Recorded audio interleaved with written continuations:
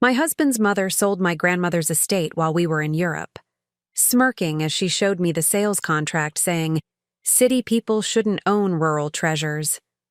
I walked away silently, revealing nothing. 3 days later, her smugness evaporated when the family lawyer explained that due to a hidden clause, every penny of the $4 million sale now belonged solely to me, not her beloved son who'd been secretly draining my accounts for years. Before we jump back in, tell us where you're tuning in from, and if this story touches you, make sure you're subscribed, because tomorrow I've saved something extra special for you. The morning dew clung to the tall grasses surrounding my grandmother's Victorian farmhouse as I stood on the wraparound porch, key trembling in my hand. 6 months had passed since her funeral, but this was my first time returning to the property alone. The weathered white paint and blue shutters remained exactly as they had when I spent childhood summers here, learning to quilt on this very porch while Grandma Eleanor told stories of our family's 5 generations on this land. "Take your time, Olivia," my best friend Rachel had said when dropping me off, sensing my need for solitude. "I'll be back in a few hours." The creaking of the screen door announced my entrance into the foyer, where the familiar scent of lemon oil and old books enveloped me. Time stood still in these rooms. The antique grandfather clock in the hallway, the hand-carved dining table where we'd shared countless meals, the library with floor-to-ceiling shelves containing first editions my grandmother had collected throughout her scholarly life. I hadn't expected to inherit the estate. Grandma Eleanor had 4 children, and I was just one of 11 grandchildren. But her will had been explicit. To my granddaughter Olivia Hayes, I leave Hawthorne Hill in its entirety, including all structures, the surrounding 120 acres, and all contents therein. The reading of the will 3 months. Pryor had left the family in stunned silence. My mother, Grandma's youngest daughter, had squeezed my hand supportively, but the others made little attempt to hide their shock and disapproval. My Aunt Patricia had been particularly vocal. What could she possibly know about maintaining a property like Hawthorne Hill? She'd hissed to anyone who would listen. She lives in an apartment in Chicago. She's an editor, not a farmer. What? None of them understood was the deep connection I'd formed with my grandmother during the years I lived with her after my parents' divorce. While my cousins visited occasionally for holiday gatherings, I had helped Eleanor tend her vegetable garden, catalog her library, and learn the history of every piece of furniture in the sprawling house. I knew which floorboards creaked and which windows stuck in humid weather. This was as much my home as the city apartment I now shared with my husband, Daniel. Daniel.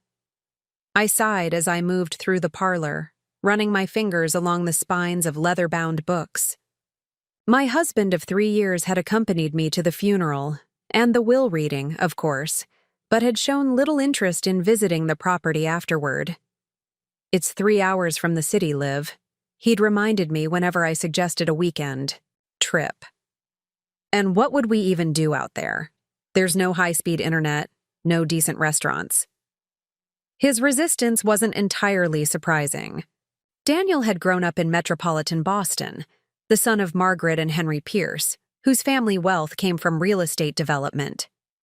They lived in a penthouse overlooking the harbor and summered in the Hamptons. Rural Illinois might as well have been another planet to them. Margaret, my mother-in-law, had made her feelings about my inheritance abundantly clear. "What a burden for you," she'd said with false sympathy at our last dinner together. "All that upkeep, all those property taxes. And for what? A dilapidated, old house filled with antiques nobody wants anymore." I'd remained silent, unwilling to explain to Margaret what this place meant to me. How could I make her understand that Hawthorne Hill represented not just my grandmother's legacy, but a connection to a more authentic way of living than I'd found in my hectic urban existence? The truth was, I'd been considering a significant life change even before inheriting the property. My position as a senior editor at Argent Publishing had grown increasingly stressful, with longer hours and more corporate pressure. I'd started fantasizing about writing the historical novel I'd been researching for years, perhaps teaching part-time at the community college near Hawthorne Hill. The inheritance felt like the universe providing a direction I'd already been contemplating. As I climbed the curved staircase to the second floor, my phone buzzed with a text from Daniel.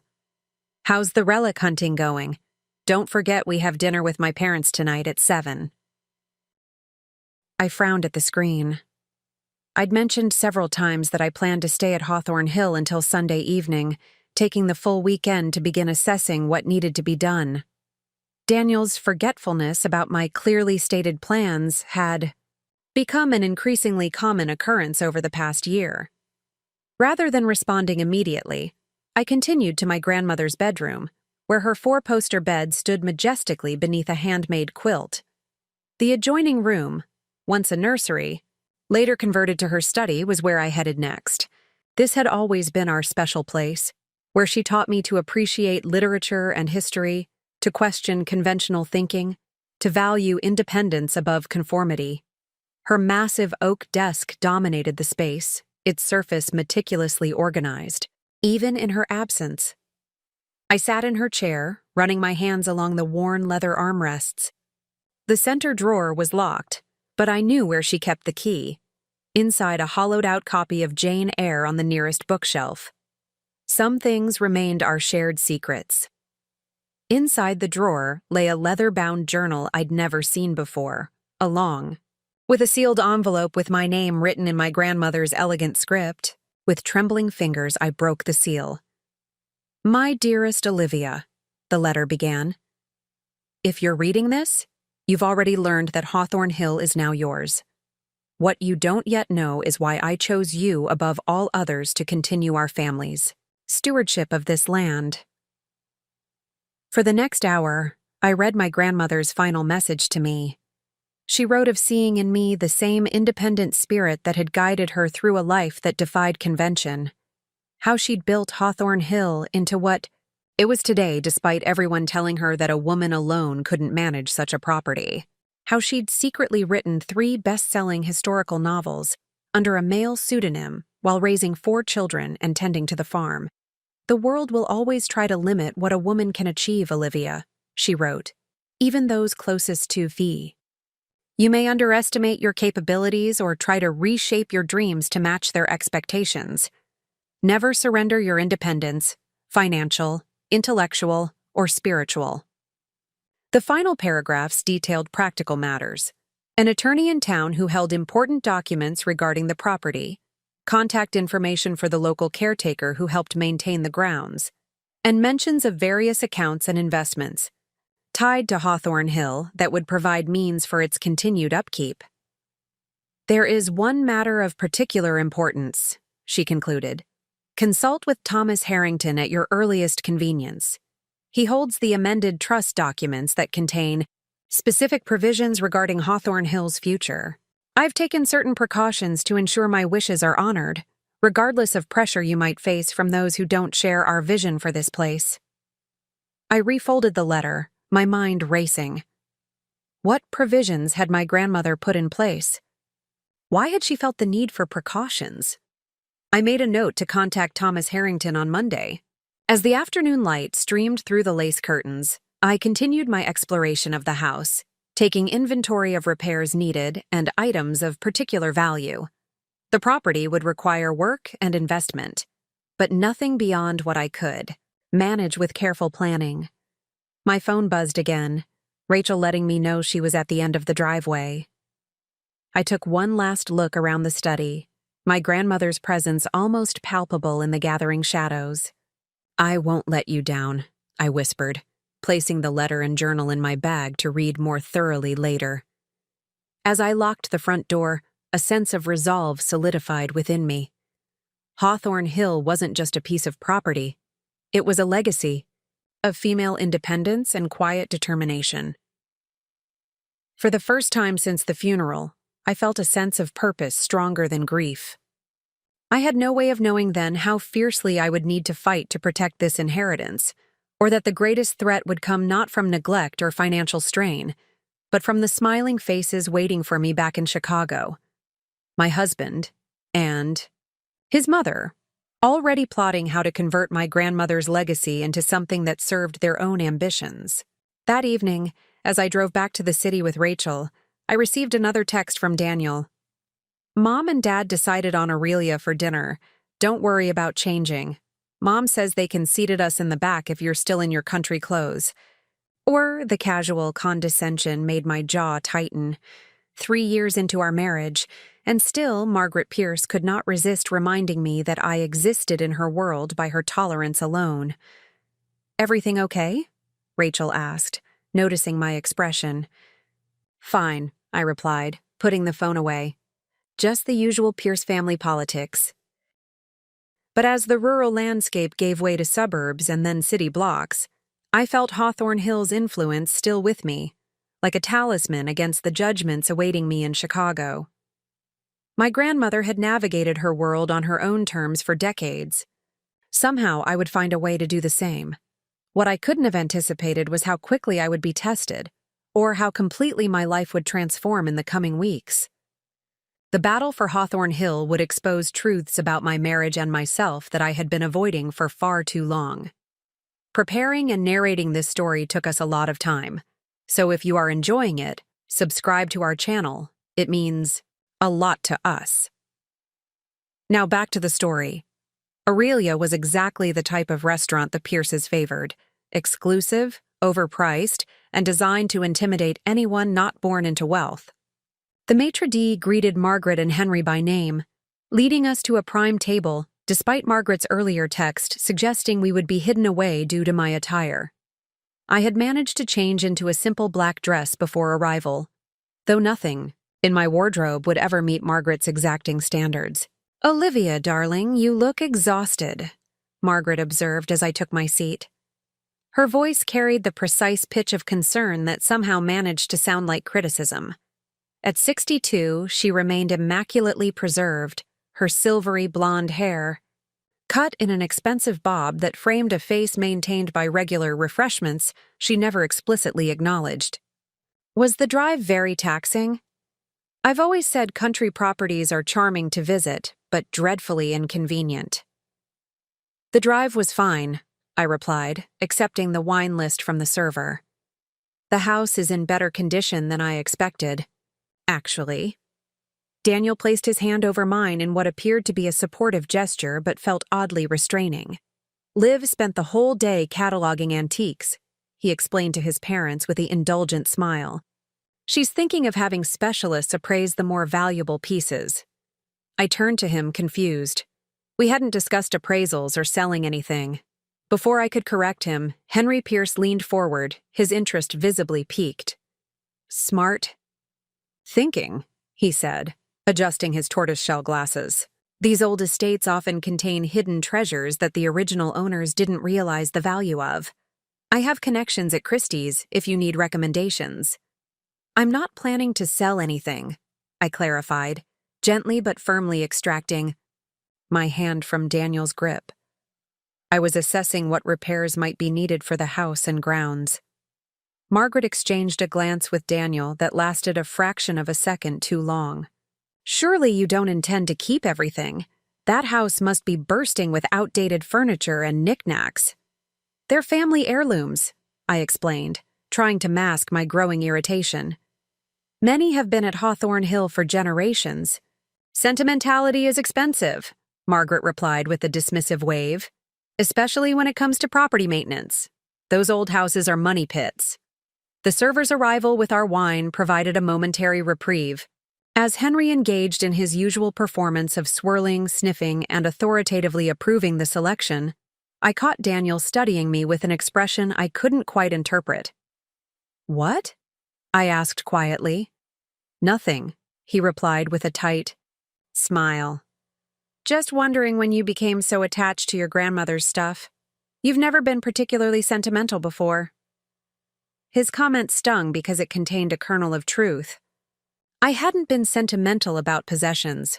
Our Chicago apartment was minimalist and modern, reflecting Daniel's taste more than mine. But Hawthorne Hill was different. The items there weren't just stuff. They were physical connections to my family's history, to the strong women who had maintained the property through wars, economic depressions, and personal tragedies. Perhaps we should discuss this another time, I suggested, as our appetizers arrived. Nonsense, Margaret interjected, clearly having overheard. Family financial decisions should be discussed openly. Henry and I have always believed in transparency. She turned to her husband. Tell them about the Marshall property, dear. Henry dabbed his lips with his napkin before launching into an account of his most recent real estate development, a historic property his company had purchased from a financially distressed family, torn down and replaced with luxury condominiums. The profit margins he cited were impressive, but all I could think about was the family history erased in the process. Which is why we've been thinking, Margaret continued seamlessly after Henry concluded, that Daniel's firm would be the perfect listing agent if you decide to sell the property. Wouldn't that be ideal, keeping it all in the family? I set down my fork. I'm not selling Hawthorne Hill. Margaret's practiced smile didn't falter. Of course not right away, dear. You'll want time to process your grandmother's passing. I'm simply saying that when you're ready. I won't be ready, I interrupted, something I rarely did with Margaret. Grandma Eleanor left me the property because she knew how much it means to me. I intend to honor her wishes by keeping it in the family. Daniel cleared his throat. Liv, be reasonable. We live in Chicago. Our careers are here. What exactly are you planning to do with a massive house 3 hours away? I'm considering options, I replied, suddenly hesitant to share my emerging plans with the 3 skeptical faces surrounding me. The dream of writing my novel while living at Hawthorne Hill seemed too fragile to expose to their scrutiny. Options, Henry repeated, exchanging another meaningful glance with his wife and son. Well, while you're considering options, those property taxes and maintenance costs will continue regardless. Old houses like that can require upwards of $50,000 annually just to keep from deteriorating. I'm aware of the financial responsibilities, I said. Grandma provided for that. Daniel raised an eyebrow. Did she? How? You never mentioned any money coming with the property. I hesitated, realizing I'd revealed more than intended. The contents of my grandmother's letter, including mentions of accounts and investments, were still something I needed to verify with the attorney before discussing. There are some associated assets I'll be reviewing with her lawyer, I said carefully. What lawyer? Daniel asked immediately. Why haven't you mentioned this before? I only learned about it today, I replied, increasingly uncomfortable with the interrogation. There's a local attorney who has some documents I need to review. Margaret set down her wine glass with deliberate precision. Olivia, I hope you'll consult with our family attorney before signing anything. These small-town lawyers often lack the sophistication to handle significant estates properly. The presumption that I needed the Pierces' guidance to manage my own inheritance ignited a flare of indignation that I struggled to suppress. 3 years of marriage had taught me that direct confrontation with Margaret only led to prolonged conflict that Daniel inevitably expected me to resolve by apologizing, regardless of who was at fault. I'll consider all appropriate resources, I replied diplomatically, then deliberately changed the subject. How is Councilman Weber's campaign going, Henry? I understand you're hosting a fundraiser next month. The remainder of dinner proceeded without further discussion of Hawthorne Hill, though I caught both Margaret and Daniel studying me when they thought I wasn't looking.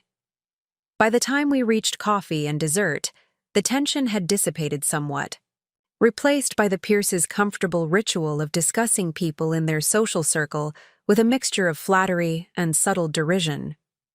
On the drive home, Daniel maintained an unusual silence. Typically, after family dinners, he would analyze the evening in detail. Who had said what unstated messages were being communicated, which social alliances were strengthening or weakening. The Pierces approached social interaction like a complex chess game, several moves ahead at all times. "You're quiet," I observed as we neared our apartment building. "Just thinking," he replied, his eyes fixed on the road. "You surprised me tonight. How so?" He pulled into our designated parking space before answering. "I've never seen you push back against Mom like that. Or me, for that matter." I unbuckled my seatbelt, considering my response carefully. I wasn't pushing back. I was stating my intentions for my inheritance. "Our inheritance," he corrected automatically. "We're married, Liv. Your assets are our assets." Something in his tone, the entitlement, the assumption, struck a discordant note. Had he always spoken this way, or was I only now becoming attuned to it? "Legally, it's more complicated than that," I said as we walked toward the elevator. "Inherited. Property doesn't automatically become marital property in Illinois." Daniel's steps faltered momentarily. "Since when are you versed in inheritance law?" "I've been researching," I admitted. It seemed prudent to understand my rights and responsibilities regarding the estate. The elevator doors closed, enclosing us in momentary privacy. Daniel turned to face me, his expression a mixture of confusion and calculation. "What's happening here, Liv? Suddenly you're attached to this old house, talking about lawyers and assets I've never heard of, researching property law. This isn't like you." "Maybe you don't know everything about me," I replied quietly as the elevator reached our floor. Once inside our apartment, a sleek, modern space with floor-to-ceiling windows overlooking the city, Daniel poured himself a scotch without offering me one. He rarely drank alone, another deviation from normal patterns. "I thought we were partners," he said finally, staring out at the city lights, "that we made decisions together." "We are, and we do," I confirmed, removing my heels and massaging my aching feet. "But this particular decision, what happens with Hawthorne Hill, ultimately rests with me. I'm not asking you to live there or manage it. I just need you to respect that it's important to me." Daniel swirled the amber liquid in his glass. "And if I suggested it was financially irresponsible to keep it? That we could use the proceeds from selling it to invest in our future together?" The question felt like a test, though I wasn't entirely sure what answer he was seeking. I would say that not every decision can or should be made based solely on financial calculations. Some things have value beyond their price tag. He finished, his drink in one swallow, his expression hardening.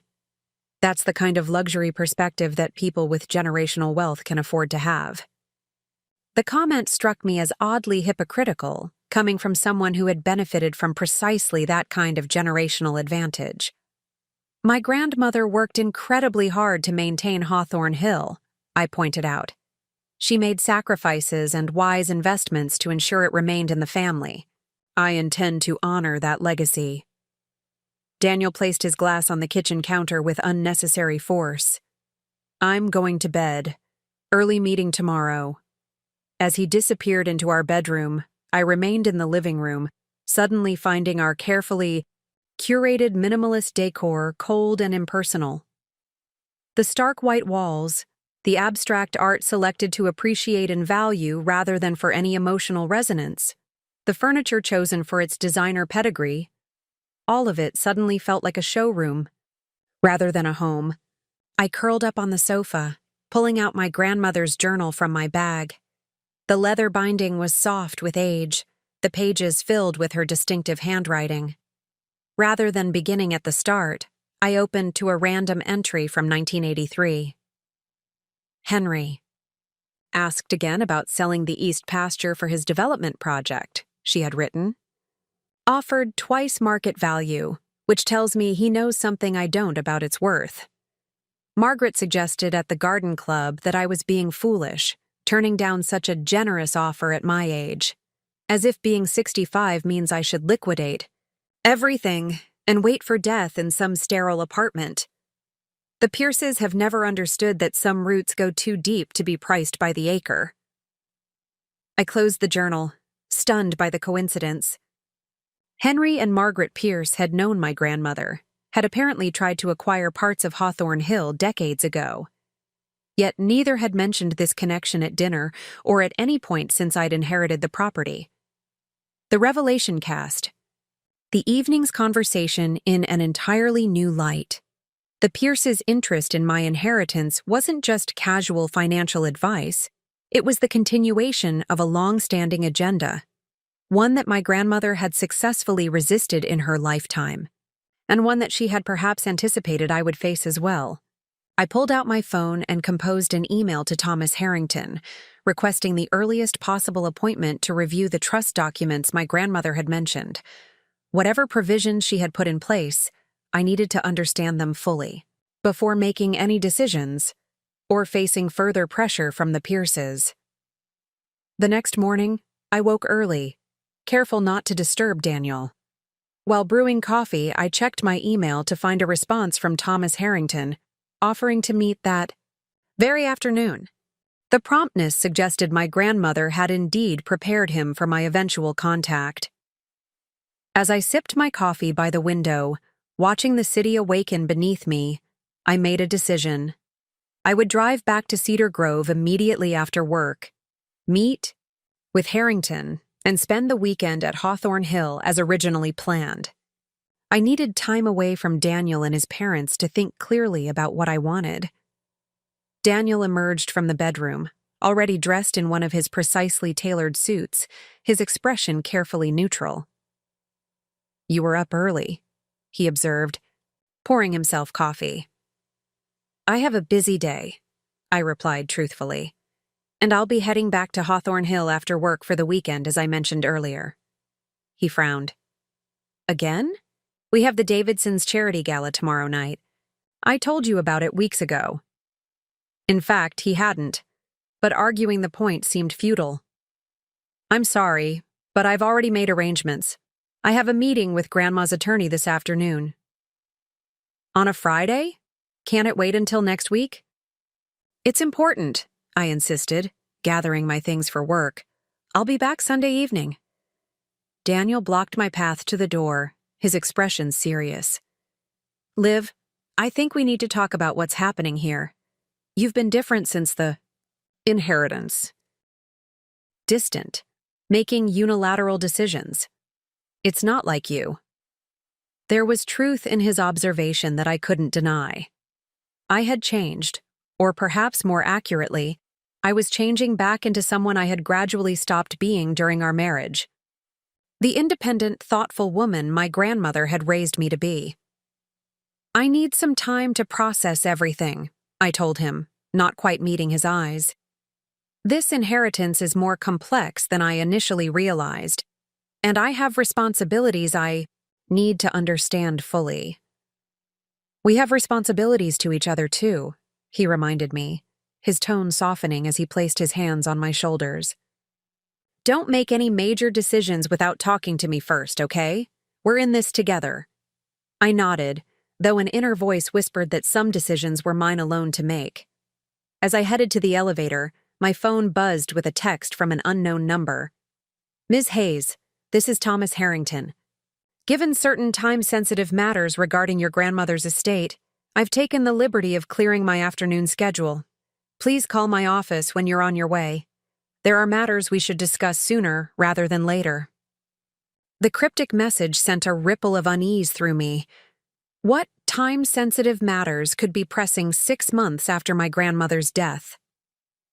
As the elevator descended, I couldn't shake the feeling that I was missing crucial information, and that time was somehow running out. At Argent Publishing, I moved through my day on autopilot, reviewing manuscripts and preparing editorial notes while my mind repeatedly drifted to the upcoming meeting with Harrington. By 2 o'clock, I had handed off my most urgent tasks to my assistant, and was heading out of the city toward Cedar Grove, the small town nearest to Hawthorne Hill. Harrington and Associates occupied a modest brick building on Cedar Grove's main street. The reception area featured dark wood paneling and furnishings that appeared unchanged since the 1970s. A silver-haired woman at the front desk looked up as I entered. "Ms. Hayes?" she inquired with a warm smile. Mr. Harrington is expecting you right this way. She led me to a corner office where Thomas Harrington, a man in his 60s with kind eyes and a scholarly demeanor, rose to greet me.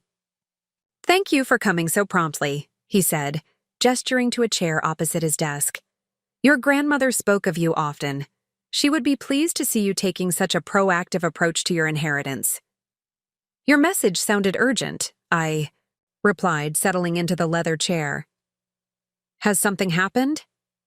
Harrington's expression grew serious as he removed a thick file from his desk drawer. Not yet, but timing has become a consideration. Your grandmother established very specific provisions regarding Hawthorne Hill, including certain contingencies she anticipated might arise. He opened the file, revealing a series of legal documents. Eleanor was remarkably foresighted. She understood the pressures you might face and took steps to protect both you and the property. Pressures? I echoed. You mean financial pressures of maintaining the estate? Among others, he confirmed, studying me carefully. Ms. Hayes, are you aware that Henry Pierce attempted to purchase portions of your grandmother's land multiple times over the years for development purposes? I just learned that last night, I admitted, from reading her journal. But what's concerning is that Henry and Margaret Pierce are my in-laws. My husband is their son, Daniel. Harrington removed his glasses, his expression shifting to one of alarm. Daniel Pierce is your husband? Eleanor never mentioned that connection. The surprise in his voice sent a chill through me.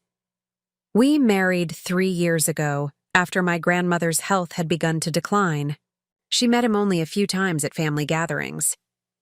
I see, Harrington replied, visibly recalibrating his approach. This adds a layer of complexity I hadn't anticipated. May I ask, have the Pierces expressed interest in Hawthorne Hill since you inherited it? Last night at dinner, I confirmed. They suggested I should sell it, with Daniel's firm handling the listing. They presented it as financial advice, that maintaining the property would be an unnecessary burden. Harrington nodded grimly, as your grandmother feared. Ms. Hayes, what I'm about to share with you must remain confidential, even from your husband, at least until we've fully reviewed your legal options. The attorney's serious tone triggered both concern and curiosity. What had my grandmother anticipated that I was only beginning to glimpse? I understand, I assured him. Please, tell me what I need to know. For the next hour, Thomas Harrington outlined the elaborate trust Eleanor had established, not just for Hawthorne Hill, but for substantial financial assets I hadn't known existed. The farmland she had steadfastly refused to sell had become increasingly valuable over decades, and she had leveraged that value through strategic investments that now generated significant income. The property itself is protected by specific language in the trust, Harrington explained. It cannot be sold, mortgaged, or significantly altered without triggering certain consequences. What consequences? I asked, struggling to absorb the financial details he had just shared. In the event that you attempt to sell Hawthorne Hill within 7 years of inheritance, the entire estate, including the financial assets, would revert to an educational foundation Eleanor established. You would retain only a modest annual stipend. I sat back, stunned by my grandmother's foresight and her apparent concern that I might be pressured to sell against my true wishes.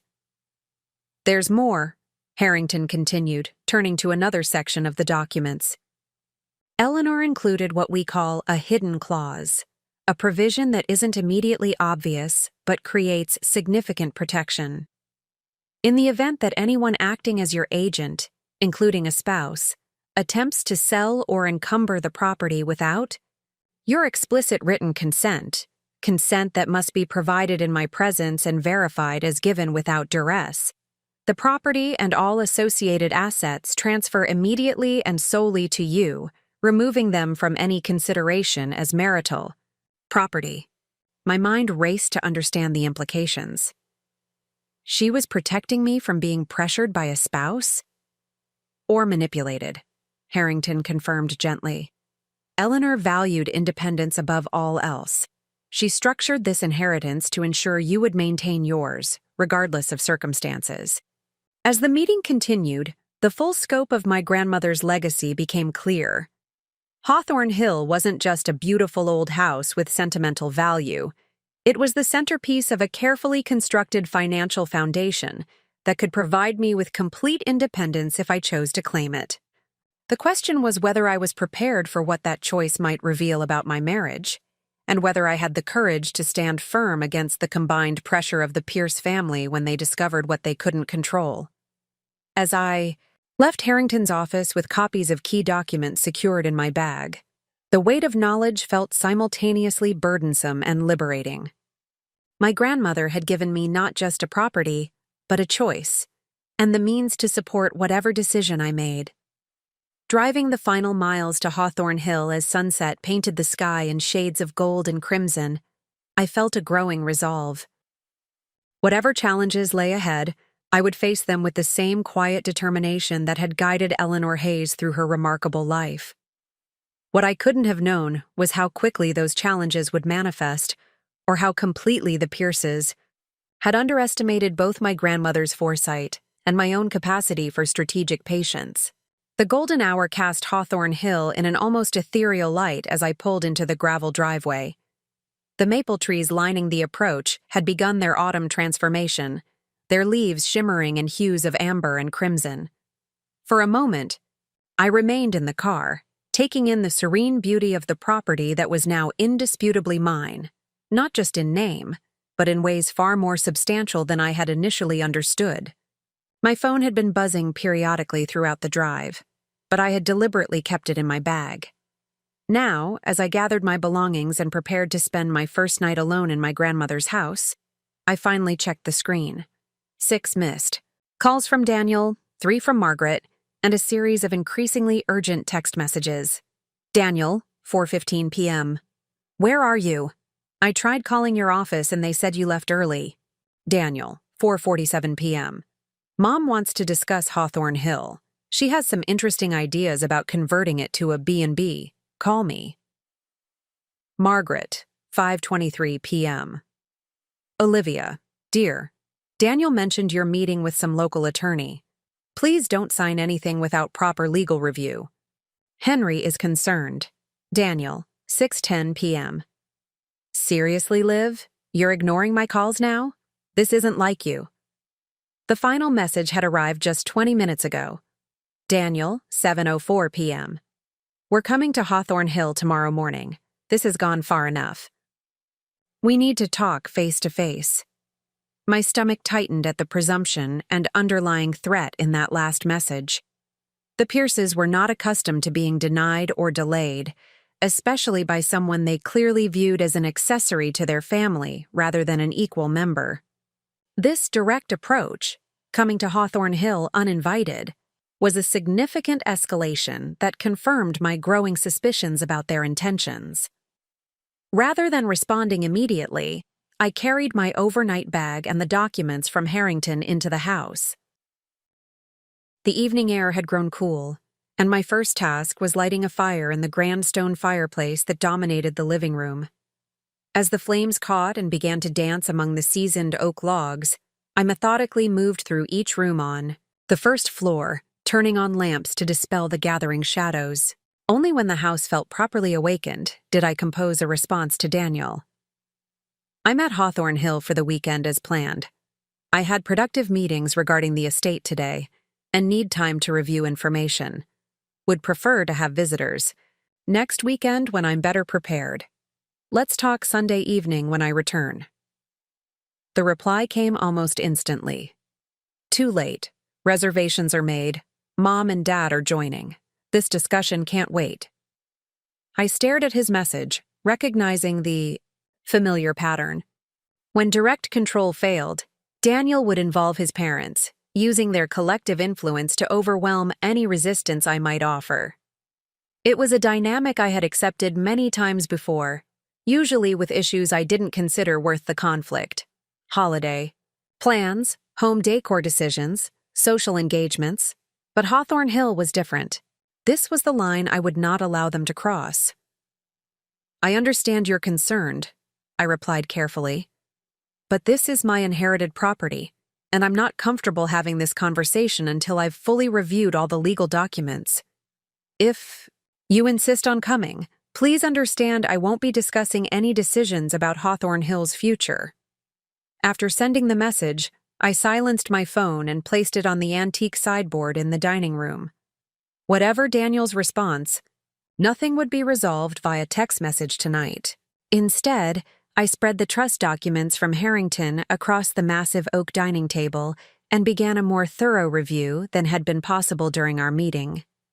The legal language was complex, but the underlying principles were clear. My grandmother had created a structure that protected both Hawthorne Hill and me from outside control. The financial provisions were particularly surprising. Beyond the property itself, Eleanor had established a trust with assets exceeding $4 million, investments, securities, and income-generating agricultural leases on portions of the land. Most shocking was the discovery that Eleanor, Hayes, my quiet academic grandmother, had been the anonymous author behind the historical novels published under the name E. H. Montgomery. The royalties from these books, which had sold millions of copies worldwide and been adapted for television, provided a substantial ongoing income stream that flowed directly into the trust. All of these assets were explicitly designated for the maintenance of Hawthorne Hill and the support of Eleanor's chosen heir in pursuing intellectual and creative endeavors. My grandmother had not just left me a house. She had gifted me complete financial independence and the freedom to pursue my own writing without economic constraints. The revelation was overwhelming. I had spent the past 5 years at Argent Publishing, working increasingly demanding hours editing other people's books while my own manuscript remained trapped in perpetual research phase. The excuse had always been practicality, the need for stable income, the risk of leaving established employment to pursue creative work. Now, those practical concerns had been eliminated entirely. As I continued reading, another document caught my attention, a personal letter similar to the one I'd found in the desk upstairs, but focused specifically on the Pierces. Eleanor had written it just 3 months before her death. My dearest Olivia, if you're reading this particular letter, Thomas has determined it necessary to share my concerns about the Pierce family. I hesitated to burden you with this history during my life, especially after you married Daniel, but circumstances now demand complete transparency. Henry Pierce began attempting to acquire portions of Hawthorne Hill shortly after establishing his development company in 1975. What began as straightforward business propositions grew increasingly aggressive over the years, including attempts to manipulate property tax assessments and, at one point, a frivolous lawsuit regarding water rights that was designed to drain my financial resources.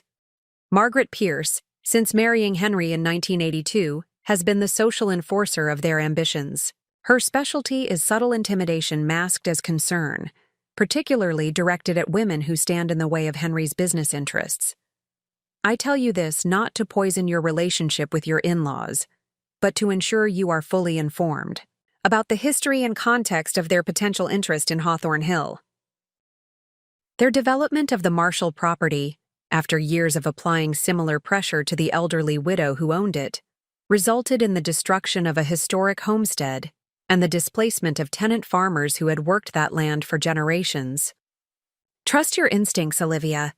You have always seen more clearly than you give yourself credit for. With enduring love, Grandma Eleanor. I set the letter down, a strange calm settling over me. The pieces were falling into place. Margaret's persistent undermining, Daniel's sudden intense interest in a property he had previously dismissed as irrelevant, the coordinated pressure from all 3 Pierces to persuade me toward selling. The question now was not whether they had an agenda, but how far they would go to achieve it. I made myself a simple dinner from supplies I had brought, then continued exploring the house more thoroughly than had been possible during my previous visit. In the library, I discovered first editions of all of E. H. Montgomery's novels, inscribed with personal notes from my grandmother to herself. "You did it, Eleanor," read one. They said a farmer's widow couldn't write a historical epic. Prove? Them wrong again with the next one. The hidden dimensions of my grandmother's life continued to unfold before me. Her secret literary career, her strategic financial planning, her decades-long resistance to the Pierces' attempts to acquire her land. The woman I had loved and admired revealed herself to be even more remarkable than I had understood. Around 11, I finally checked my phone again. Multiple missed calls and a final text from Daniel. Fine. We arrive at 10 a.m. This isn't like, you, Liv. Mom thinks someone might be influencing you against us. We're worried. The suggestion that I was being manipulated, rather than finally seeing clearly, might have angered me before. Now it simply confirmed the accuracy of my grandmother's assessment. The Pierces could not conceive of me making independent decisions that contradicted their interests. Any resistance must be the result of external influence. I slept in my grandmother's bedroom that night, surrounded by the subtle scent of the lavender sachets she had always kept in her dresser drawers. Despite the confrontation looming in the morning, I rested more peacefully than I had in months.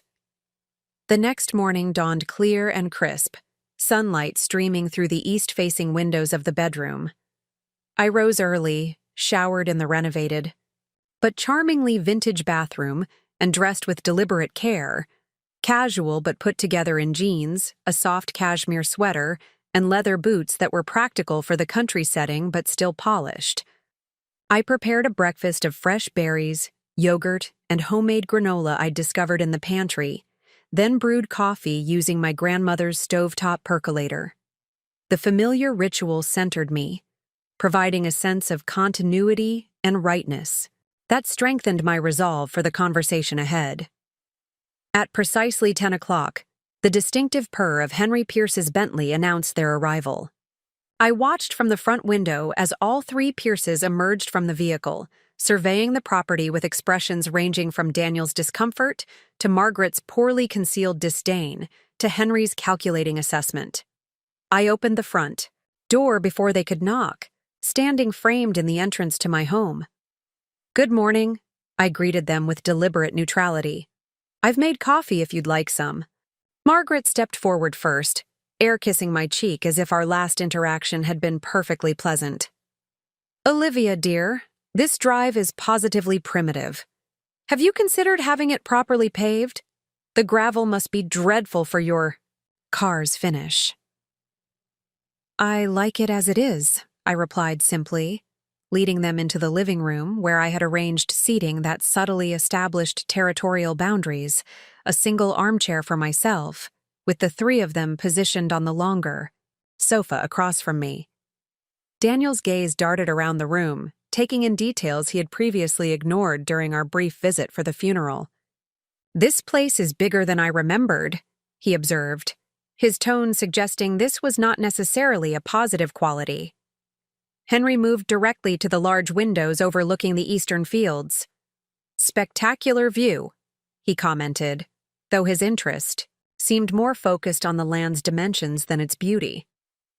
"Must be what, 20 acres visible from here?" 45, I corrected. "The property extends to the tree line beyond the creek." He nodded, a flicker of something, calculation, desire, crossing his features before he turned back with a practiced smile. "Magnificent heritage. You must be proud to be the caretaker of such a legacy." The word caretaker rather than owner did not escape my notice. I served coffee from my grandmother's silver service, a domestic ritual that somehow reinforced my position as mistress of the house rather than visitor. As I handed Margaret her cup, prepared with the precise amount of cream she preferred, she launched the opening salvo. "Olivia, we've been quite concerned about you," she began, her voice modulated to convey maternal worry. "This sudden fixation on the property, these secretive meetings with unknown lawyers, refusing to discuss important decisions with your husband.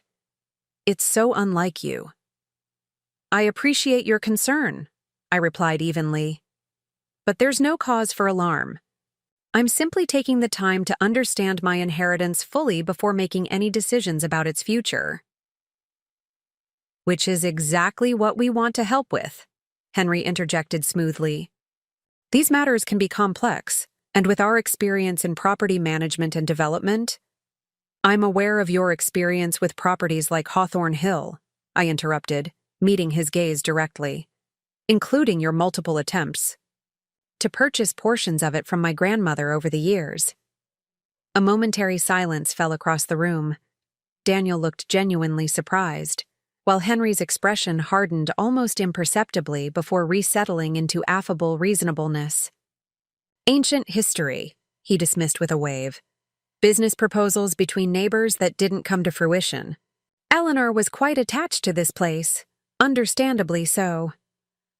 As am I stated simply. Margaret set her coffee cup down with a delicate clink. Attachment is natural, dear, but practicality must eventually prevail. This house alone must require extraordinary maintenance. The heating costs, the repairs, the cleaning, all for rooms you'll rarely use. Before I could respond, Daniel leaned forward, adopting the conciliatory tone he often used when attempting to broker peace between his mother and me. What Mom means, Liv, is that we should consider all options, including the possibility that honoring your grandmother's legacy might take forms other than personally maintaining this enormous property. Such as? I prompted, though I already anticipated the direction. A thoughtful development, Henry supplied immediately, preserving the main house as a centerpiece while creating a limited number of high-end homes on the surrounding land. We could even name it Hayes Estates or something similar to honor your family's connection. The proposal was delivered with such confident presumption that it momentarily stole my breath. They had clearly discussed this plan in detail before, arriving, perhaps even begun preliminary sketches or financial projections. In their minds, my consent was a formality to be managed rather than a genuine prerequisite. That won't be possible, I stated firmly. Hawthorne Hill will remain intact, as my grandmother intended. Olivia, Margaret sighed, exchanging glances with Henry. I understand emotional attachment, but you must be practical. The potential value here is extraordinary. Daniel has been researching the property's development potential? I interrupted, turning to my husband with new understanding of his recent interest in my inheritance. He at least had the grace to look momentarily uncomfortable. Just preliminary assessments, Liv. With property of this size and location, it would be financially irresponsible not to understand the options. I see, I replied, my voice steadier than I felt. And when were you planning to discuss these preliminary assessments with me? We're discussing them now, he pointed out, a defensive edge entering his tone. That's why we're here, to have an open conversation about the future of this property. Our future, Margaret amended, reaching across to pat my hand with performative affection. Daniel explained how you've been feeling restless at Argent Publishing. This development could provide you with a new focus, perhaps overseeing the historical aspects or designing a community newsletter, something creative but manageable. The condescension in her suggestion, that I might be permitted some token role in the destruction of my inheritance, crystallized everything. In Margaret's world, wives existed to support their husbands' ambitions, not to pursue independent paths. My grandmother's success, both public and private, represented everything Margaret had been taught to subordinate in herself. I withdrew my hand from her touch and stood, moving to the fireplace where generations of Hayes women had stood before me. The mantel still held photographs of my grandmother in her prime, accepting a literary award incognito as E.H. Montgomery's representative, sitting proudly on the tractor she operated herself well into her 70s, standing beside the rare, heritage apple orchard she had restored on the property's western slope. I appreciate your taking the time to come here today, I said, facing the three Pierces with newfound clarity. But there's been a misunderstanding about the purpose of this conversation. I didn't invite you to discuss development options or the sale of Hawthorne Hill. Neither of those possibilities exists. Henry's expression hardened. Every property has a price, Olivia, and every development option can be negotiated. Not this one, I replied simply. My grandmother placed Hawthorne Hill in a trust with specific provisions against development or sale. I couldn't sell it if I wanted to, which I don't. Daniel stood now too, frustration evident in his posture. What are you talking about? What trust? Why wouldn't you discuss something this important with me before meeting with some small-town lawyer? Because the trust specifically concerns my inheritance, I explained, maintaining a calm I increasingly genuinely felt. Thomas Harrington has been my grandmother's attorney for over 30 years. He helped her establish protections to ensure Hawthorne Hill remains intact, regardless of outside pressures. Margaret's perfectly maintained smile had vanished entirely. This is absurd. Your husband has a right to full disclosure about assets that affect your marital finances. Whatever this country lawyer has told you, Henry's attorneys will need to review everything. They're welcome to review the trust documents, I said, but they can't change them. My grandmother was very thorough. Henry rose now as well, his businessman's affability replaced by the harder edge I imagined his competitors encountered in difficult negotiations. Trusts can be challenged, Olivia, especially if the establisher was elderly or potentially influenced improperly. The implied threat that they would legally challenge my grandmother's competence should have intimidated me. Instead, it clarified exactly how far the Pierces were willing to go to achieve their objectives. My grandmother published her final historical novel 6 weeks before her death, I informed them quietly. It debuted at number 3 on the New York Times bestseller list. She was managing complex investments and running this property independently until her final days. But you're welcome to try challenging her competence in court if you think that's appropriate. The revelation of Eleanor's secret literary career visibly startled all 3 Pierces, but it was Daniel's reaction that cut deepest. Rather than showing pride or amazement at his wife's family achievement, his expression revealed only calculation, assessing how this new information altered the financial equations. Regardless, he said after a moment, as your husband, I have legal interests in any assets acquired during our marriage. Inherited property is specifically excluded from marital assets under Illinois law, I countered. The research I had done now proving its worth. And the trust explicitly reinforces that separation. The standoff continued for several more minutes, with the Pierces cycling through strategies, Henry's authoritative business reasoning, Margaret's emotional manipulation, Daniel's appeals to marital partnership. None gained traction against the simple, immovable fact. Hawthorne Hill was protected by my grandmother's foresight and my growing determination. Finally, Henry checked his watch with deliberate emphasis. We should head back to the city, he announced, his tone making clear this retreat was tactical rather than final. Olivia clearly needs more time to consider the practical realities of this situation. As they prepared to leave, Daniel lingered behind while his parents waited in the car. What's happened to you? He asked, genuine confusion mixing with frustration. This isn't the woman I married. His words struck me as unintentionally revealing. The woman he married had been accommodating, deferential to the Pierces' social hierarchy, willing to sublimate her own ambitions for harmony. That woman had been slowly disappearing since my grandmother's death, and Hawthorne Hill had accelerated the transformation. Perhaps you're seeing me clearly for the first time, I suggested, neither apologetic nor confrontational. I'll be home tomorrow evening as planned. We can talk more then. After they departed, I stood on the porch watching the Bentley retreat down the gravel drive, dust settling in its wake.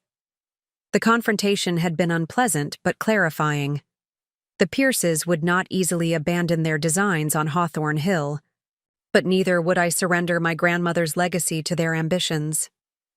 I spent the remainder of the day exploring the property more thoroughly, walking the boundaries my grandmother had so fiercely defended, discovering the heritage apple orchard heavy with ripening fruit, finding the small writer's cabin near the creek where E.H. Montgomery had created her literary works away from curious eyes. That evening, I sat at my grandmother's desk and opened my laptop. The historical novel I had been researching for years but never found time to write suddenly flowed from my fingertips with unexpected ease. The first chapter took shape as darkness fell outside the windows, the story of a woman in 1890s Illinois who defied convention to establish a scientific research station on her family land. By midnight, I had written more than in the previous year combined. The words came not just from research but from something deeper, a connection to the generations of independent women whose blood ran in my veins, whose determination had preserved this place against decades of pressure and opposition. I fell asleep that night with greater clarity than I had felt in years. Whatever challenges lay ahead with Daniel and his parents, I would face them with the same quiet strength my grandmother had demonstrated throughout her remarkable life. The path forward might not be easy, but it was unquestionably mine to choose.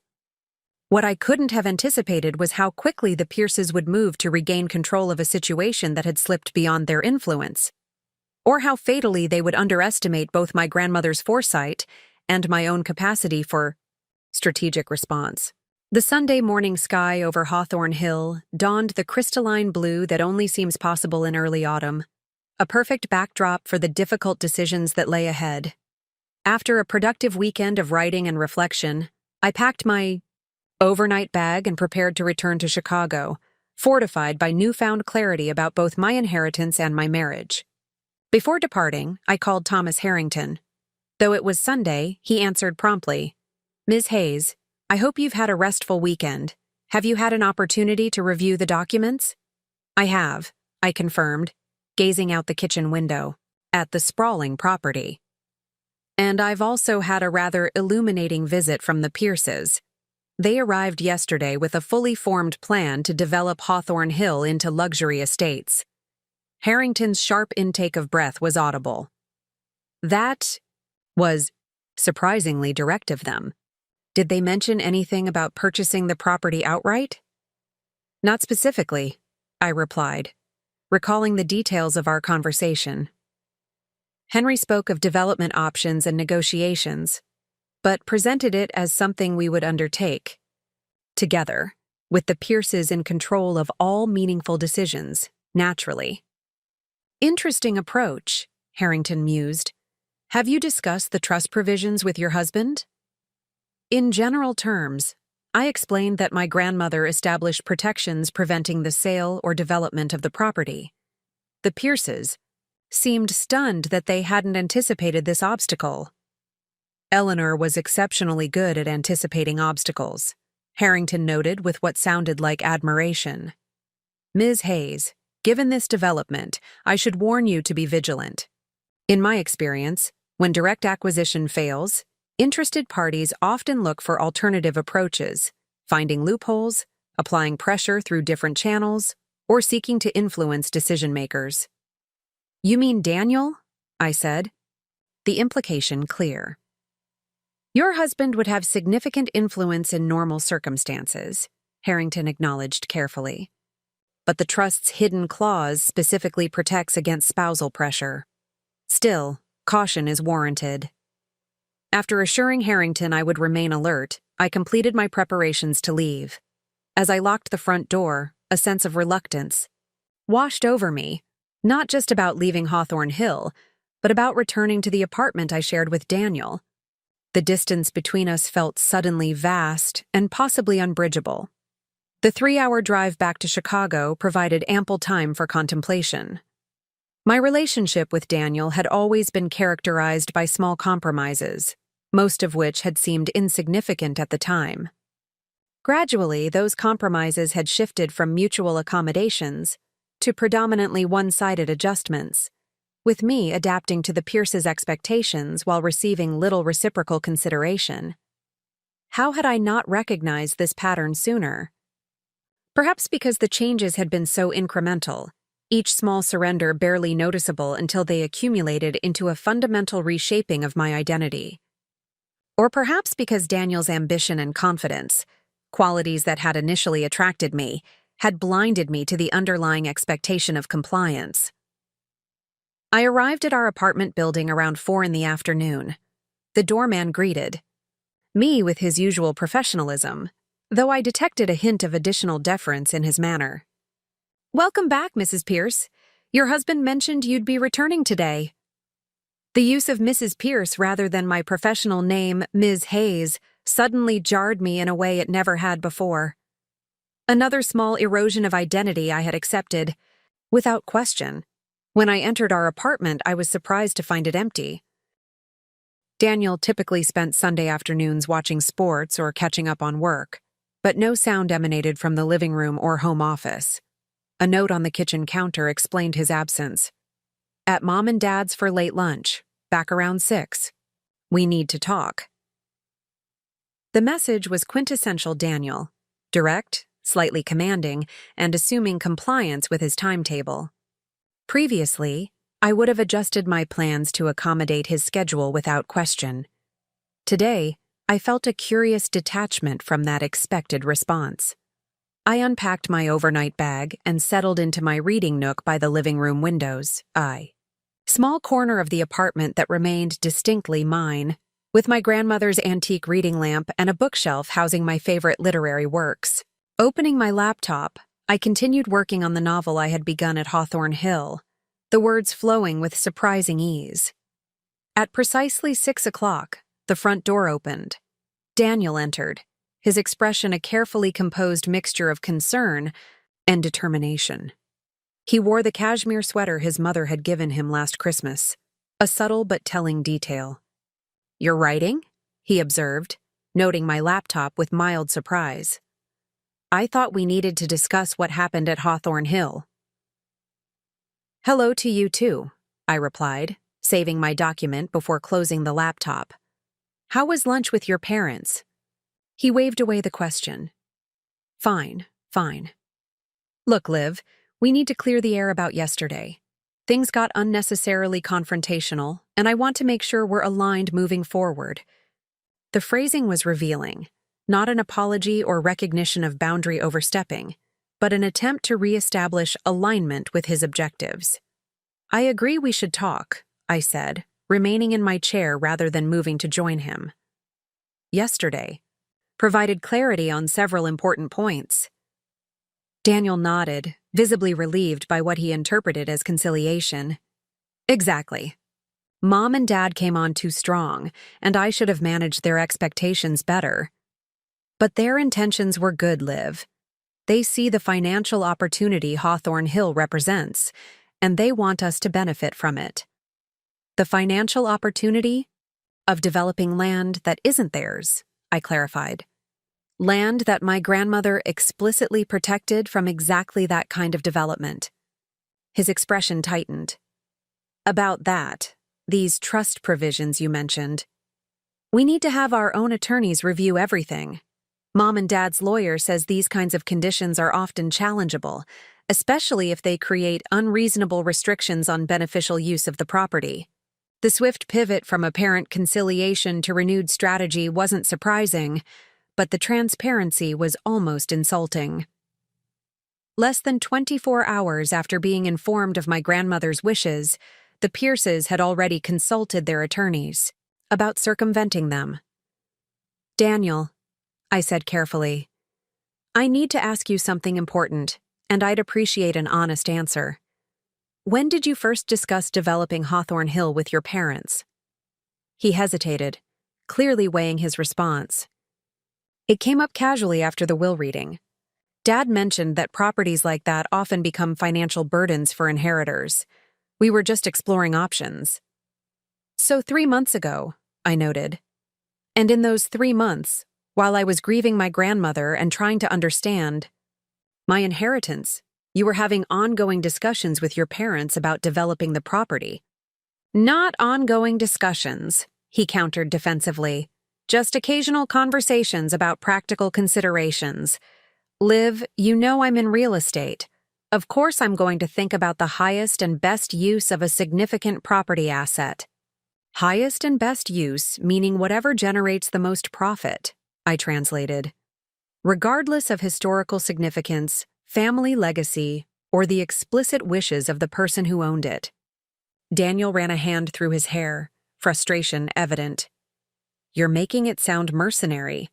This is about creating a sustainable plan for an asset that would otherwise drain resources. Do you have any idea what it costs annually to maintain a property like Hawthorne Hill?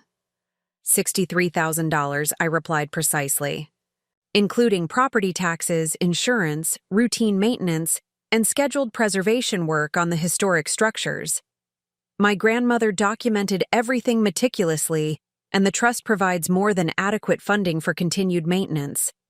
His surprise at my specific knowledge was momentarily visible before he regrouped.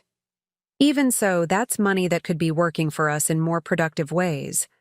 The development concept Dad proposed would preserve the main house while unlocking the value of the surrounding land. We're talking about a multi-million-dollar opportunity, Liv. For Pierce Development, I noted. Not primarily for us. Daniel's expression hardened. My family's company, yes. The company I'll eventually help lead. Our future is tied to its success. I don't understand why you're suddenly opposing something that benefits all of us. Because it's not yours to develop, I stated simply. Hawthorne Hill belongs to me, and through me, to future generations of my family. It's not a commodity to be exploited. It's a legacy to be preserved. This sentimentality isn't like you, he countered, studying me with a growing wariness. You've never been this attached to material things before. Is something else going on? Has someone been influencing you? The echo of Margaret's earlier insinuation, that my independent thinking must be the result of external manipulation, struck me as both predictable and revelatory. The Pierces could not conceptualize a woman in their orbit making decisions contrary to their interests, unless she was being controlled by someone else. Yes, Daniel, someone has been influencing me, I acknowledged, rising from my chair to stand, at equal height. My grandmother, through her example, her writing, and the careful protection she established to preserve what she valued.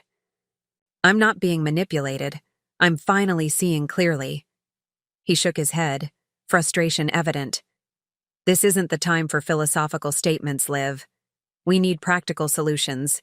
The trust provisions you mentioned, even if they're valid, which our attorneys will determine, there must be room for reasonable compromise.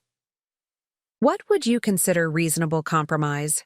I asked, genuinely curious about his perspective. Development of a portion of the land, perhaps the eastern 40 acres, while maintaining the house and immediate grounds as they are.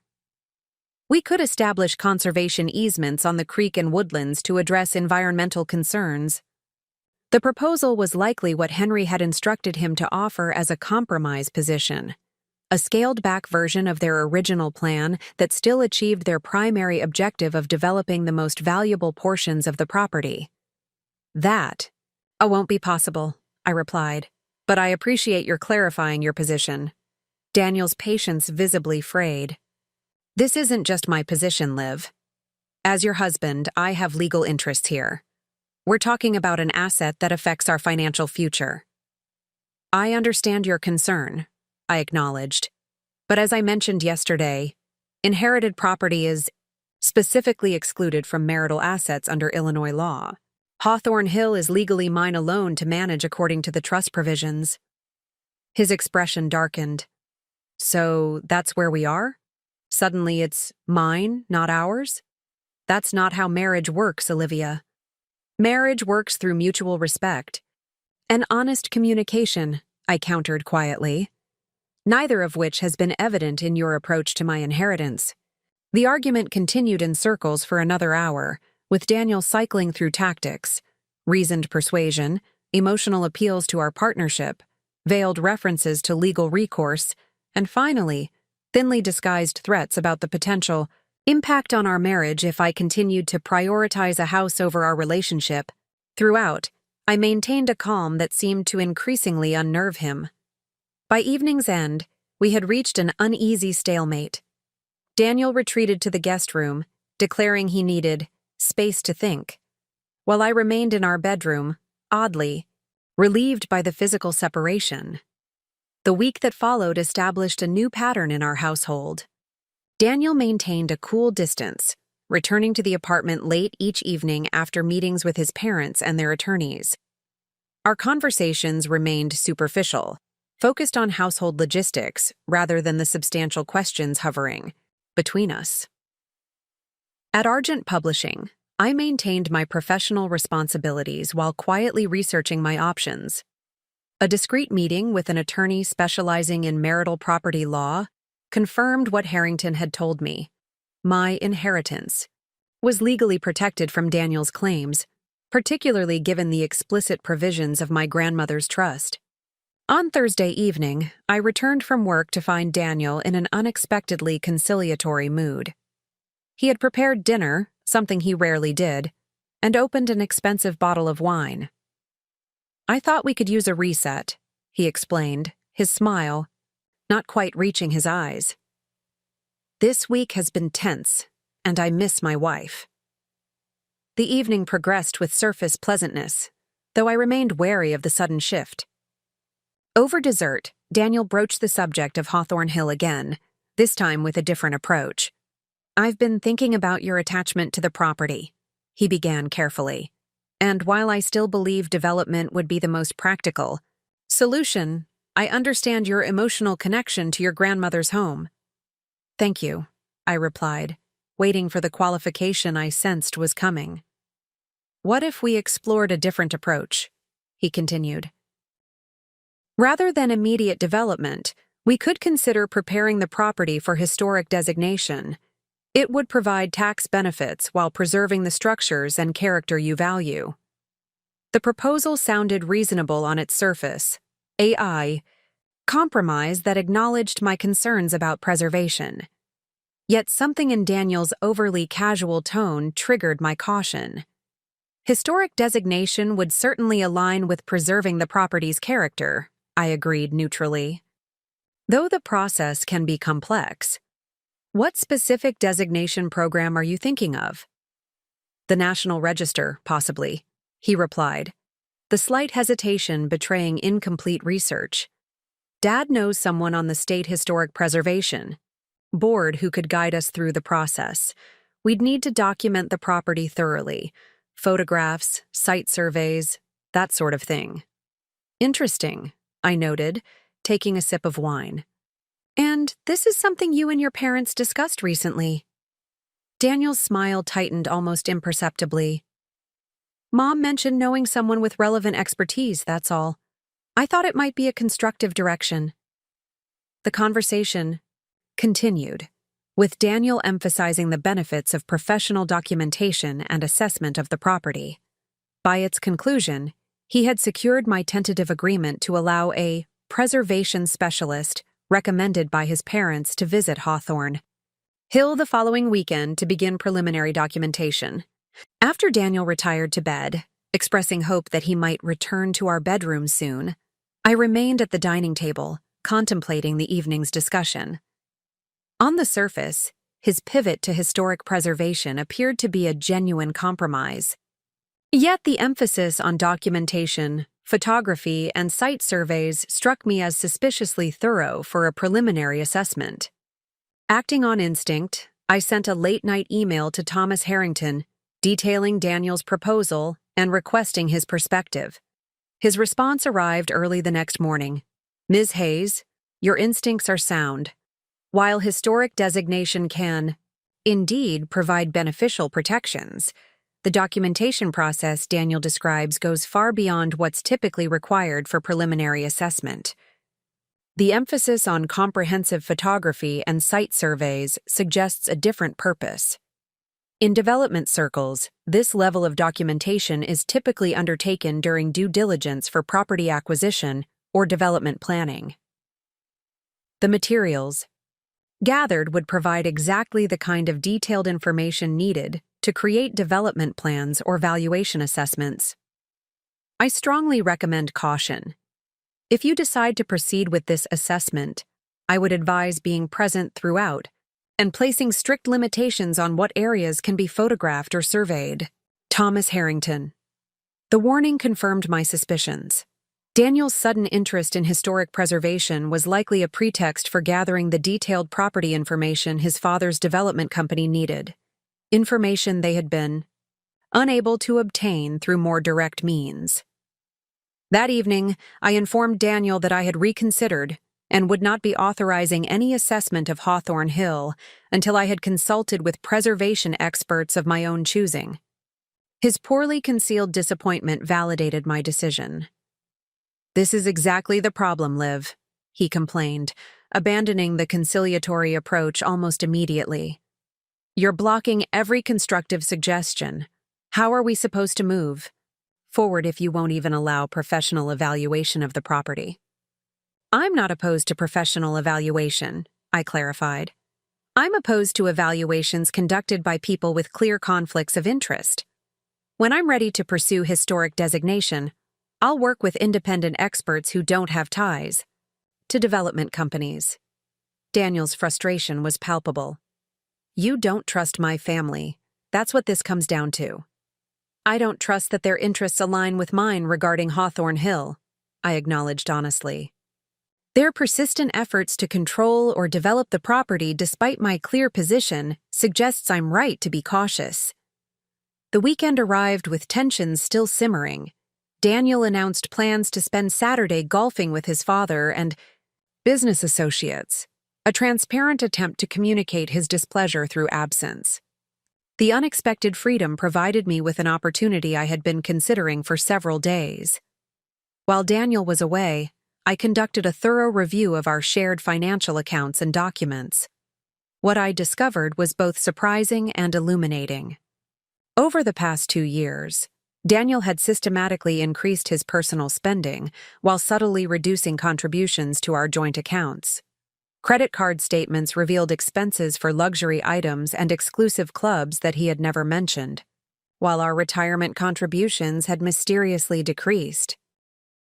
Most concerning was the discovery of a home equity line of credit taken out against our apartment 6 months earlier, shortly after my grandmother's death.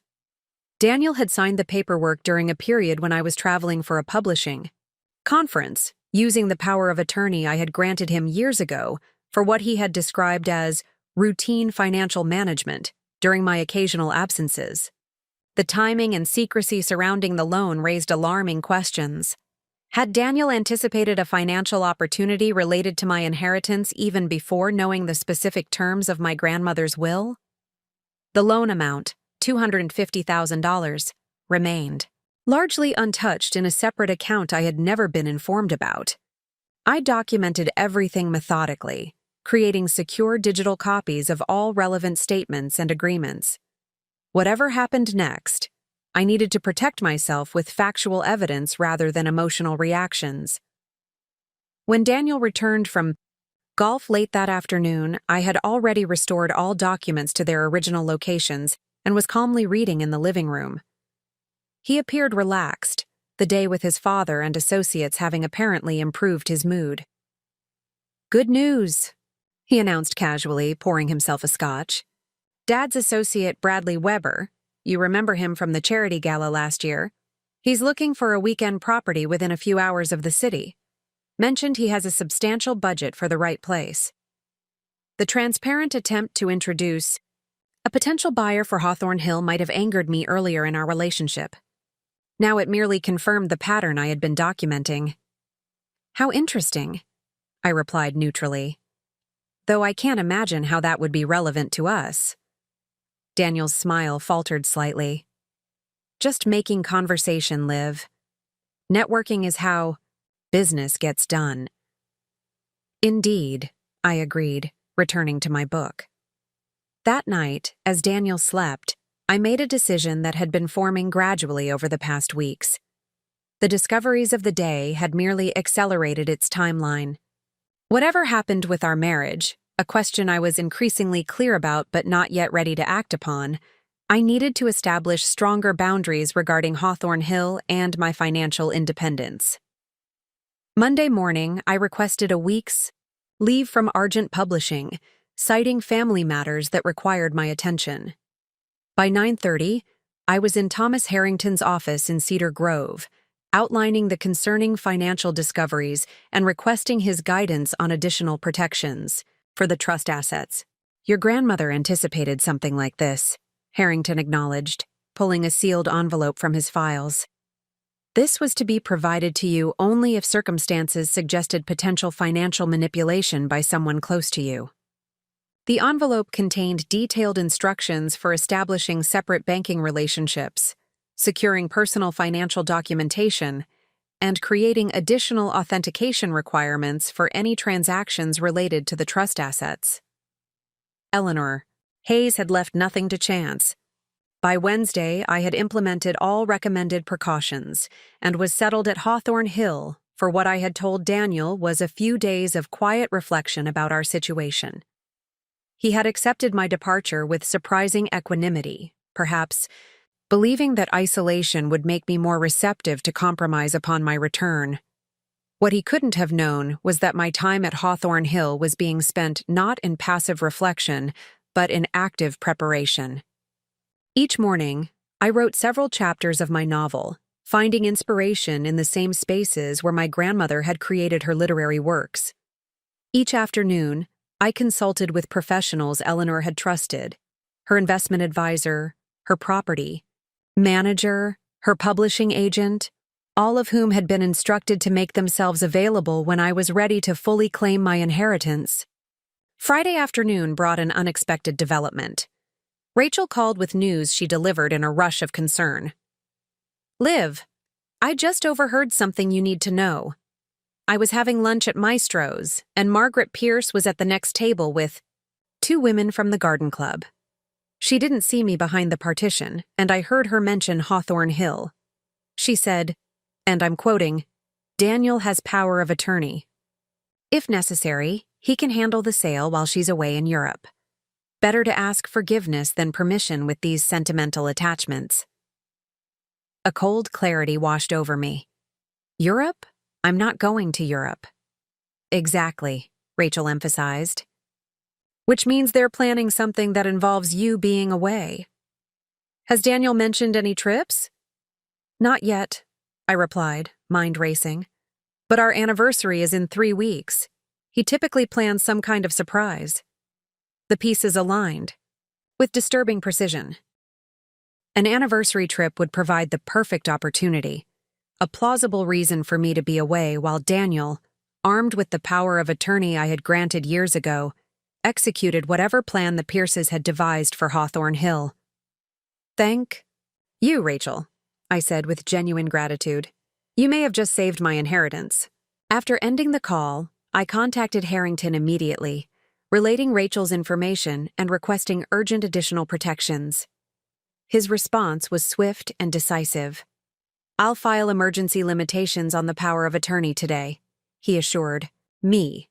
"But more importantly, we should accelerate implementation of your grandmother's contingency provisions. If they're planning something dramatic, we need to be prepared for all possibilities."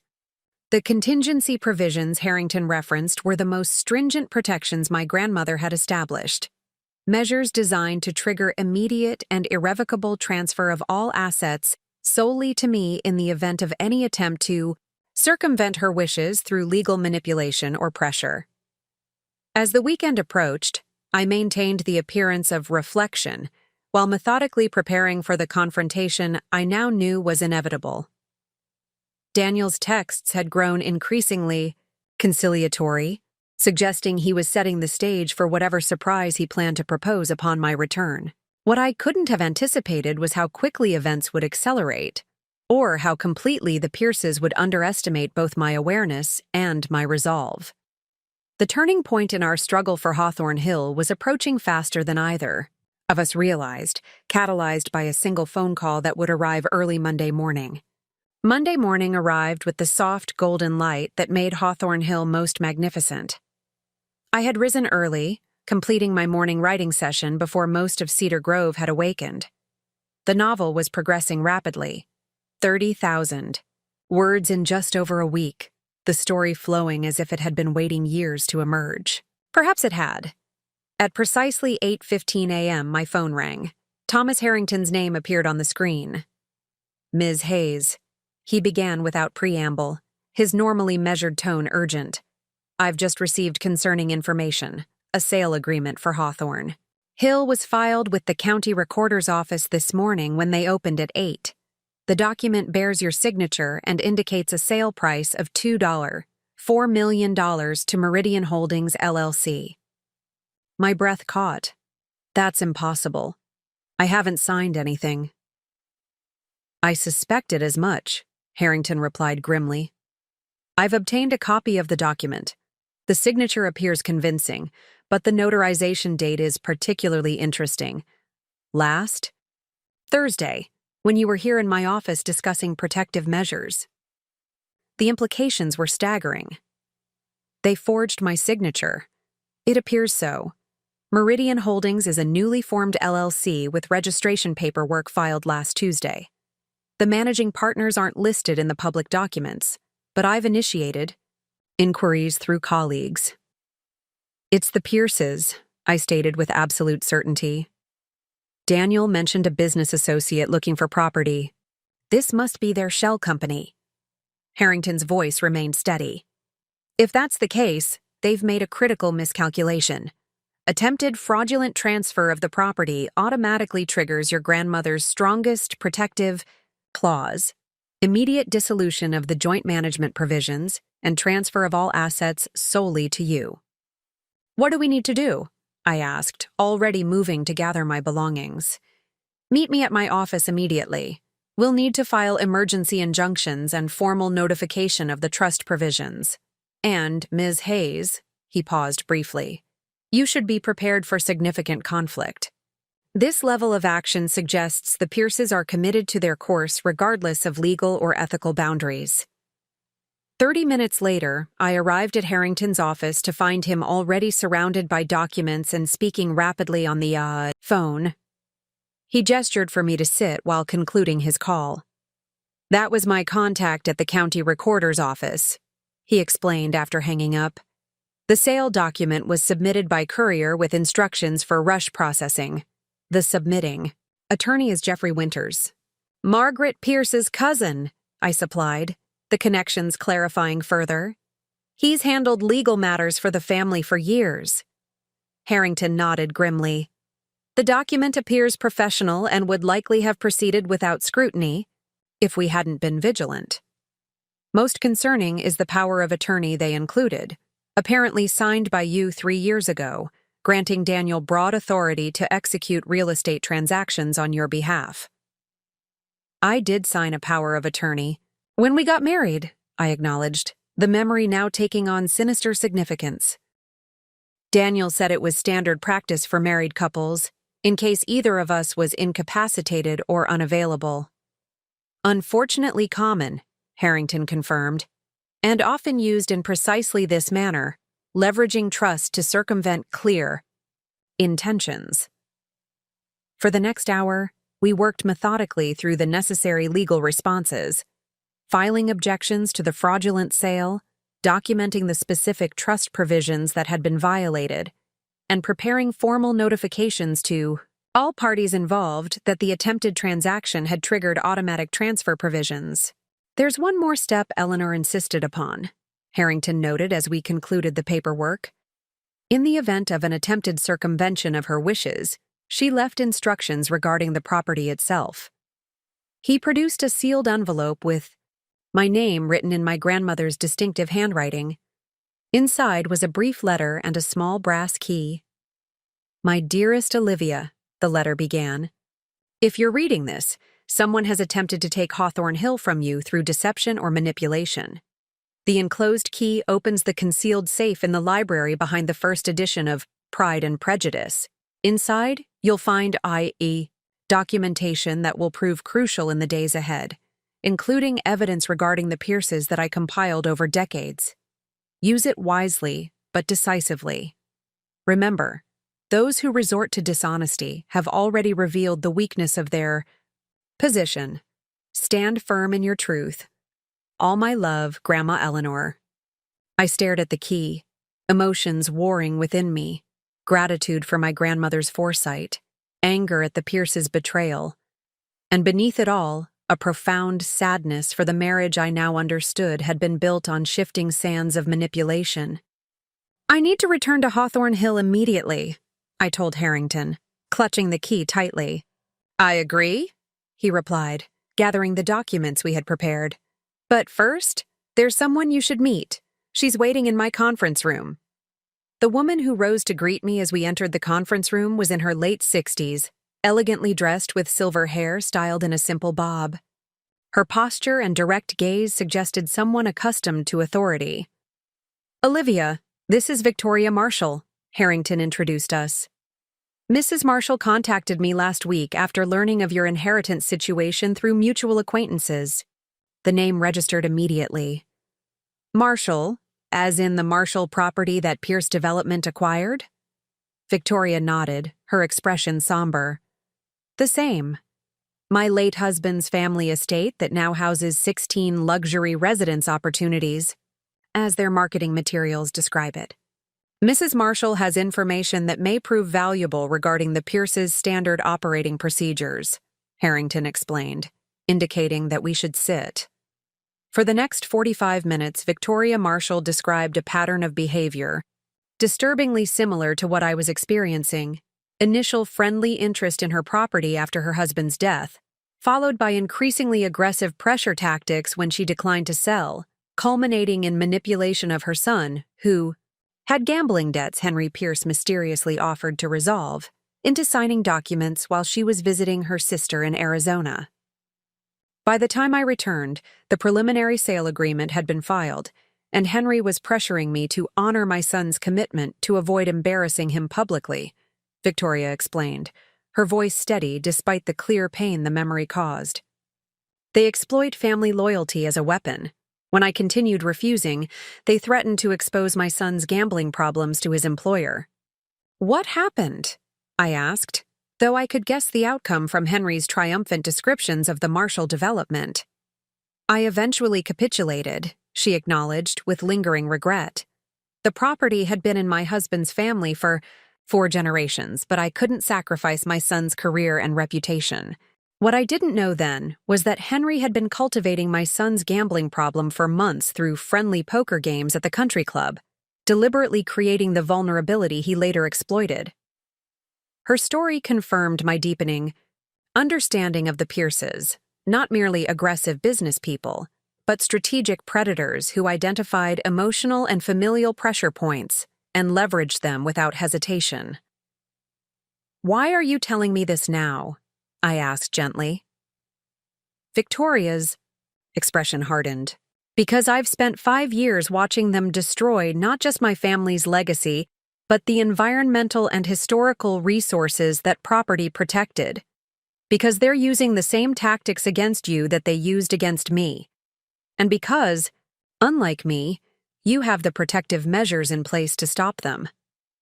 By the time I left Harrington's office, armed with Victoria's statement, legal filings, and my grandmother's key, my path was clear. The Pierces had chosen deception and manipulation. I would respond with transparency and decisive action. At Hawthorne Hill, I went directly to the library, locating the first edition of Pride and Prejudice that had always occupied a place of honor on my grandmother's shelves. Behind it, just as her letter indicated, was a small concealed panel that opened with the brass key. The safe contained a weathered leather portfolio filled with meticulously organized documentation, financial, records, correspondence, legal notices, and surveillance photographs spanning nearly 4 decades. My grandmother had maintained a comprehensive record of every interaction with the Pierces, every attempt to acquire portions of Hawthorne Hill, every questionable business practice she had observed or experienced. Most damning were the records, from the past 3 years since my engagement to Daniel. Email correspondence between Henry and Daniel discussed the Hayes acquisition opportunity and leveraging the marriage to secure the property, with timestamps that predated our wedding. Daniel had been reporting to his father about my relationship with my grandmother, her health status, and potential inheritance scenarios since our early dating period. The discovery that my marriage had been, at least partially, a strategic business arrangement orchestrated by the Pierces should have been devastating.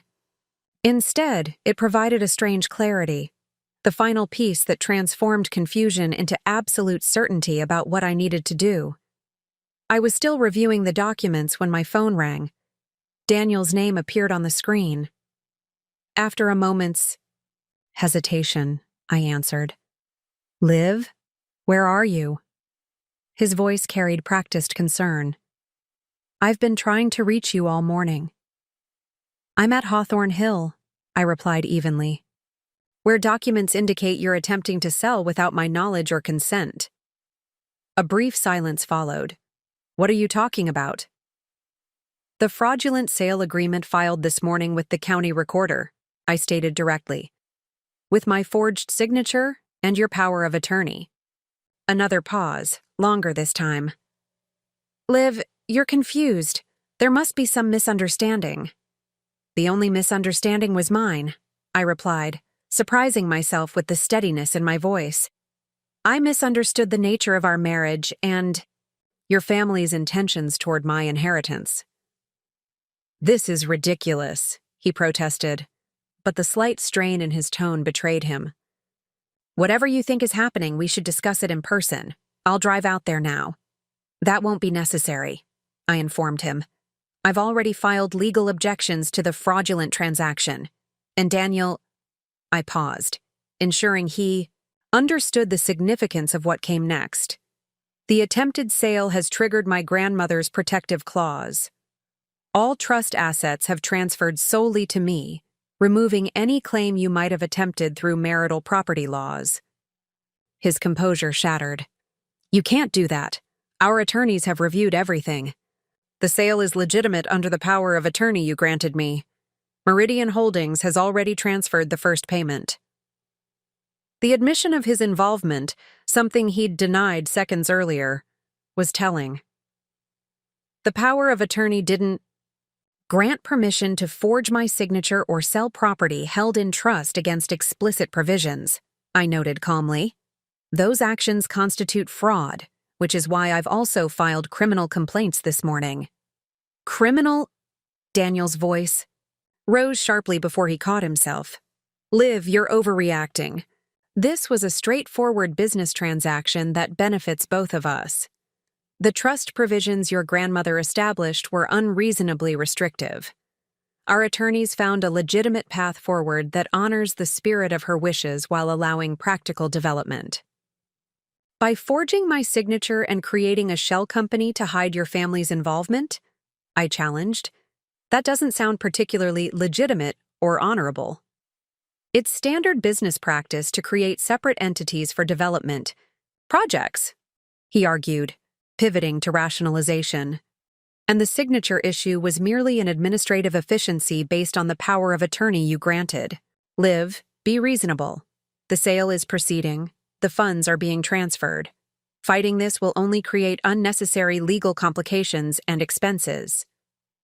His ability to reframe criminal fraud as administrative efficiency would have been almost impressive if it weren't so disturbing. The pattern Victoria Marshall had described was unfolding exactly as she had warned. Denial, followed by rationalization, followed by pressure to accept the inevitable. "I'm afraid you're mistaken about the sale proceeding," I informed him. "The property cannot be sold without trust approval, which I control. Meridian Holdings has transferred money for a property they cannot legally acquire." Daniel's frustration broke through his practiced composure. "Do you have any idea what you're doing? Dad has investors committed to this project. Millions in pre-development work has already been initiated. You can't simply blockade a transaction of this magnitude because of sentimentality about an old house. It's not sentimentality, it's law, I corrected him. The transaction was fraudulent from conception. Any investments made were based on deception, both of me and apparently of your father's investors. That's not my responsibility to remedy. This is exactly why we handled it this way, Daniel snapped, his mask of reasonableness finally dropping completely. You've been impossible since inheriting this property. Emotional, irrational, refusing to consider legitimate business opportunities. We had no choice but to proceed through alternative channels.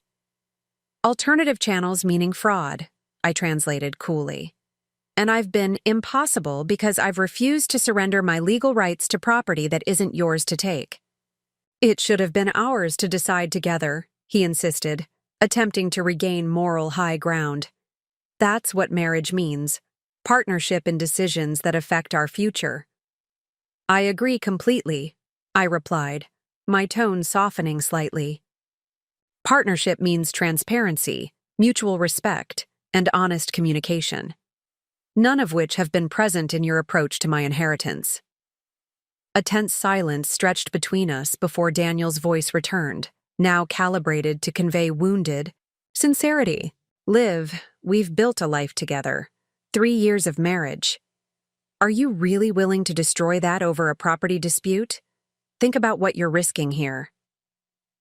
The appeal to our marriage, a relationship he and his family had apparently viewed primarily as a business acquisition strategy, struck me as so transparently manipulative that it erased any lingering doubts about my course of action. I am thinking about it, Daniel. Very clearly. The question is whether you've considered what you've already destroyed by choosing deception over honesty from the beginning of our relationship. Before he could respond, I continued.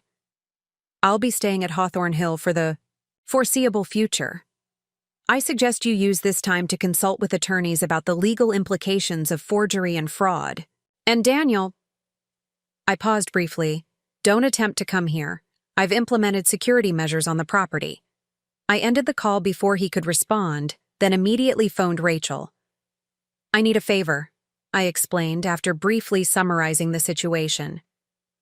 Could you pack some essentials from my closet and office and bring them to Hawthorne Hill? I won't be returning to the apartment for some time. Consider it done, she promised without hesitation. I've been keeping an overnight bag in my car since you told me about the Pierce's interest in your property. I never trusted Daniel's family. Too perfect, too controlling. What can I bring from your office? My research materials for the novel, I requested. The blue portfolio in my desk drawer and the external hard drive labeled Project Haze. After arranging details with Rachel, I contacted the private security firm Thomas Harrington had recommended. By evening, Hawthorne Hill had a discreet but comprehensive security presence, monitoring the entry points, conducting regular property checks, and maintaining surveillance of the access road. The swift implementation of these protective measures proved prescient.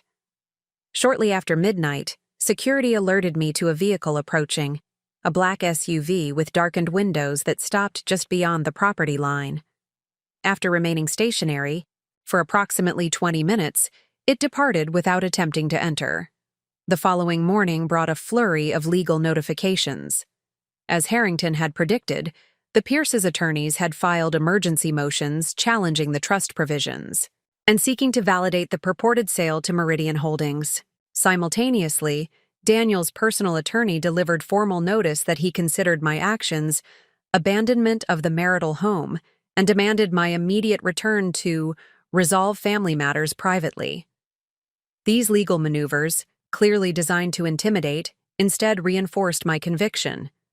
The Pierces were reacting exactly as my grandmother had anticipated, attempting to use their financial resources and legal connections to overwhelm resistance through sheer force of litigation.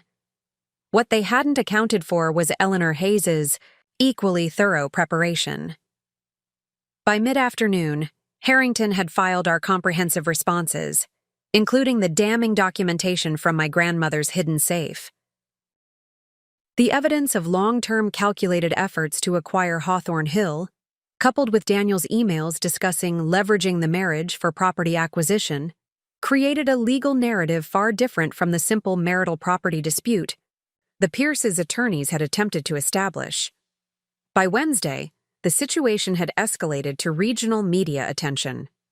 A business reporter from the Chicago Tribune contacted me seeking comment on what was described as a high-profile dispute over historic property development rights involving Pierce Development. I declined direct comment, referring the reporter to Harrington for factual clarifications while avoiding personal statements that might inflame the situation. The Pierces were less restrained. Thursday's Tribune business section featured quotes from Henry Pierce, characterizing the situation as a straightforward development opportunity being obstructed by emotional attachment to outdated preservation concepts. Margaret contributed commentary suggesting I was under the influence of opportunistic local interests, seeking to prevent economic development in a declining rural area.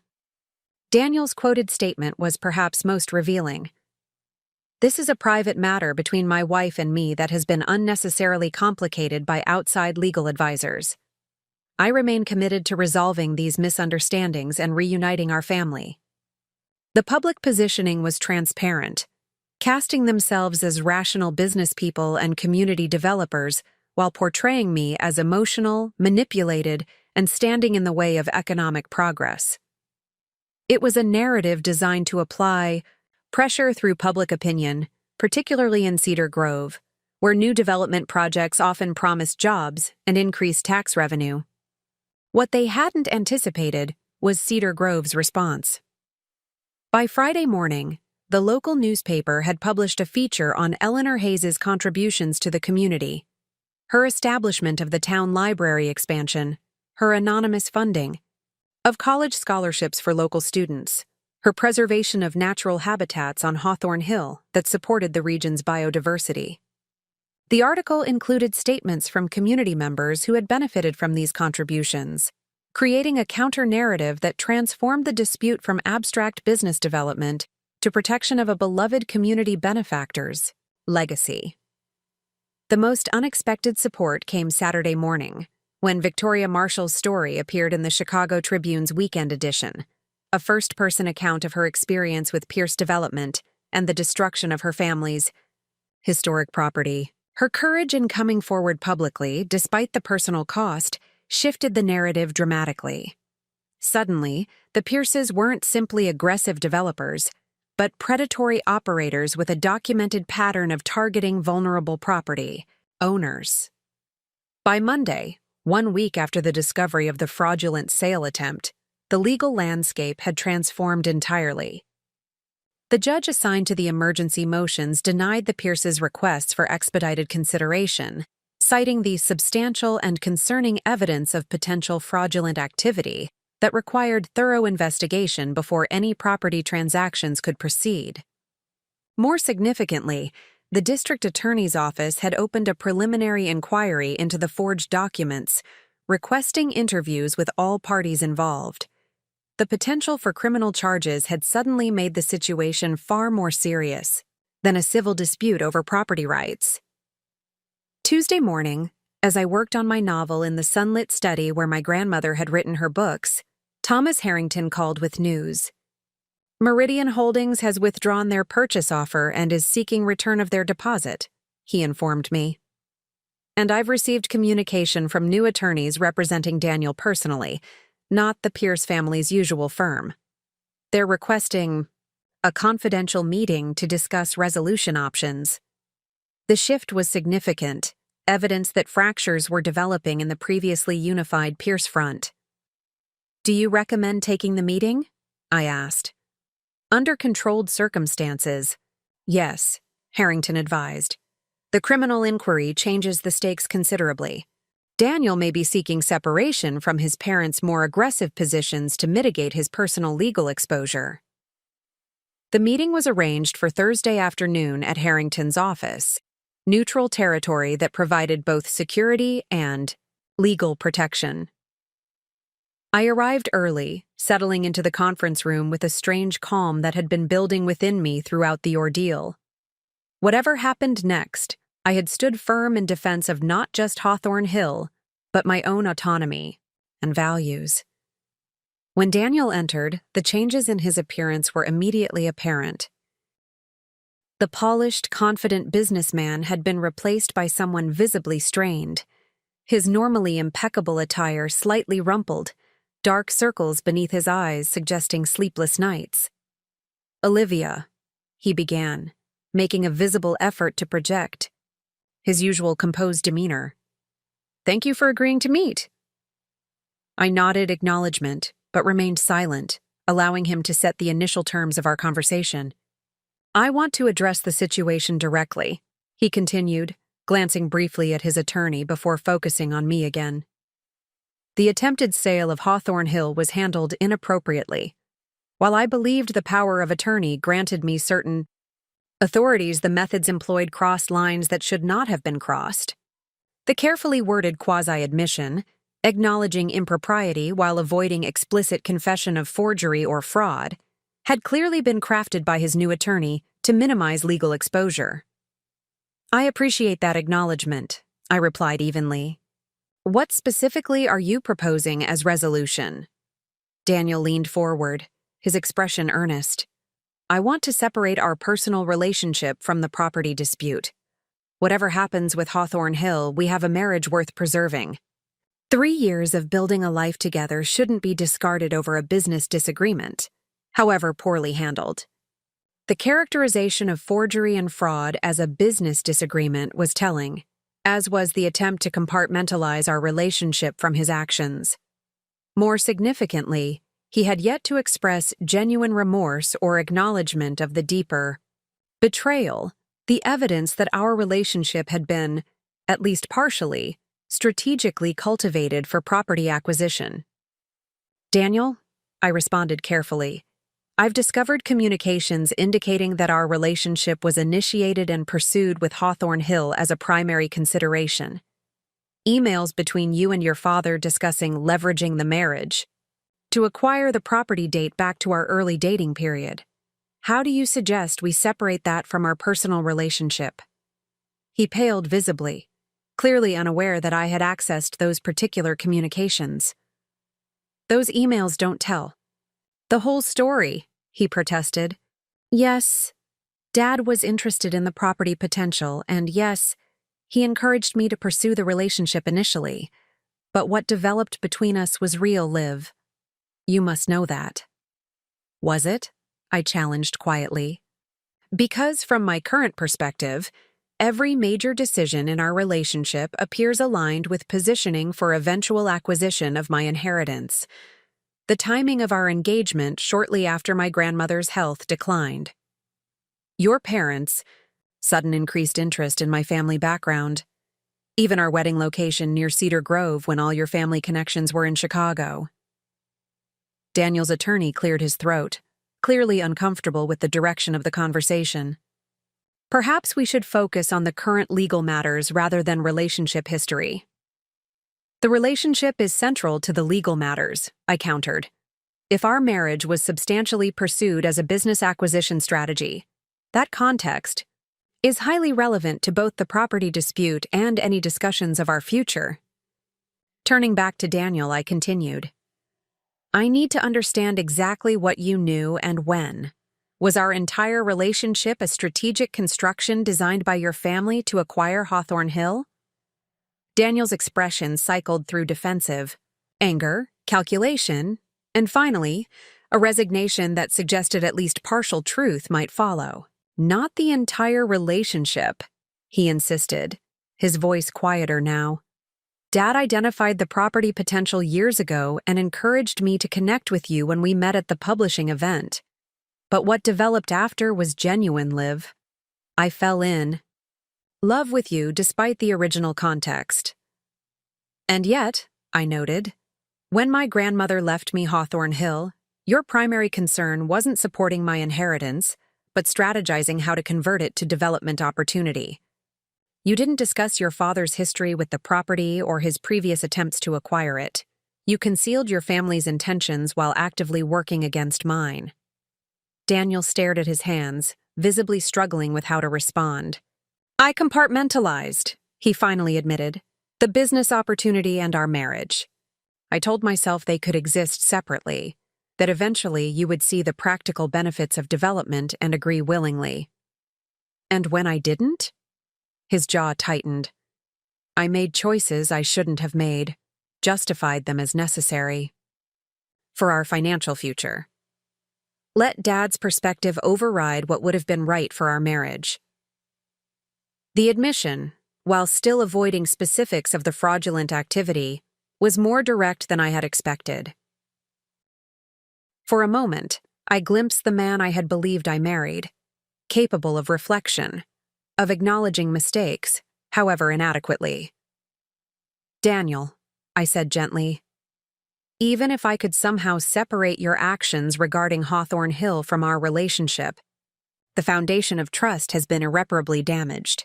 You were willing to forge my signature, to create fraudulent legal documents, to deliberately circumvent both my clearly stated wishes and my grandmother's legal protections.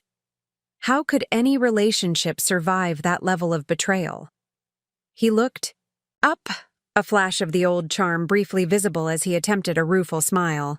People make terrible mistakes and rebuild. Relationships recover from worse. Perhaps, I acknowledged. But rebuilding requires complete transparency, genuine remorse, and commitment to fundamental change. I don't see evidence of any of those, particularly while you're still describing forgery and fraud as mistakes, rather than deliberate violations of both law and trust. For the next hour, our attorneys guided a discussion of specific resolution terms. Daniel withdrawing all claims to Hawthorne Hill or its associated assets, me waiving potential criminal complaints in exchange for comprehensive admissions regarding the fraudulent documents and preliminary terms for what we both now acknowledged would be divorce proceedings. By the meeting's conclusion, the framework of an agreement had emerged, one that protected Hawthorne Hill completely, while offering Daniel a path to mitigate his legal exposure. The Pierce family's development ambitions would be permanently blocked, and my independence secured through both legal protections and financial separation. As we prepared to leave, Daniel made a final appeal. Is there anything I could say or do that would change your mind about our marriage? He asked, a hint of genuine emotion finally breaking through his practiced demeanor. I considered the question carefully, respecting both our history and the significance of this turning point. The person who could have changed my mind would never have forged my signature or attempted to sell my inheritance against my wishes, I replied honestly. That person would have respected my autonomy and supported my values, even when they differed from his family's ambitions. I married that person, or thought I did, but he doesn't appear to exist. Daniel nodded slowly, acceptance gradually replacing calculation in his expression. For what it's worth, I do love you, Olivia.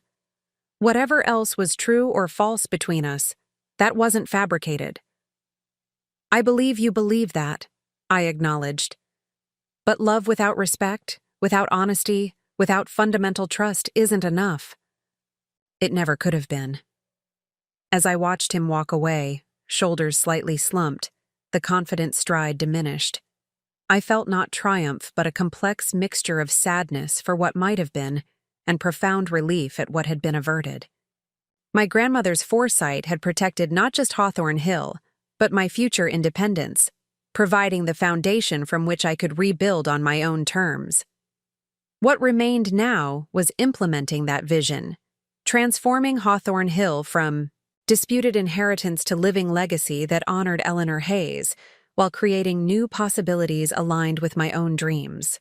The path forward wouldn't be without challenges, but for the first time since discovering the fraudulent sale attempt, I could look ahead with clarity rather than defensive reaction. As I drove the familiar route back to Hawthorne Hill that evening, autumn colors painting the landscape in brilliant hues of transformation, I felt my grandmother's presence more strongly than ever. she hadn't just left me property and financial resources. She had gifted me the courage to stand firm in my convictions. When facing overwhelming pressure, the hidden clause had protected Hawthorne Hill, but the true inheritance was something far more valuable. The example of a woman who had lived authentically despite constant pressure to compromise, who had created lasting work while defending her independence, who had anticipated challenges and prepared for them with meticulous care rather than wishful thinking. That legacy of courage, foresight, and unwavering self-respect would guide whatever came next in my own unfolding story.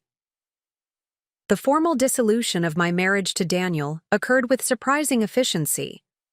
Once the Pierce family realized that their legal position was untenable, particularly given the evidence of calculated deception and potential fraud, they shifted focus to damage control rather than continued conflict.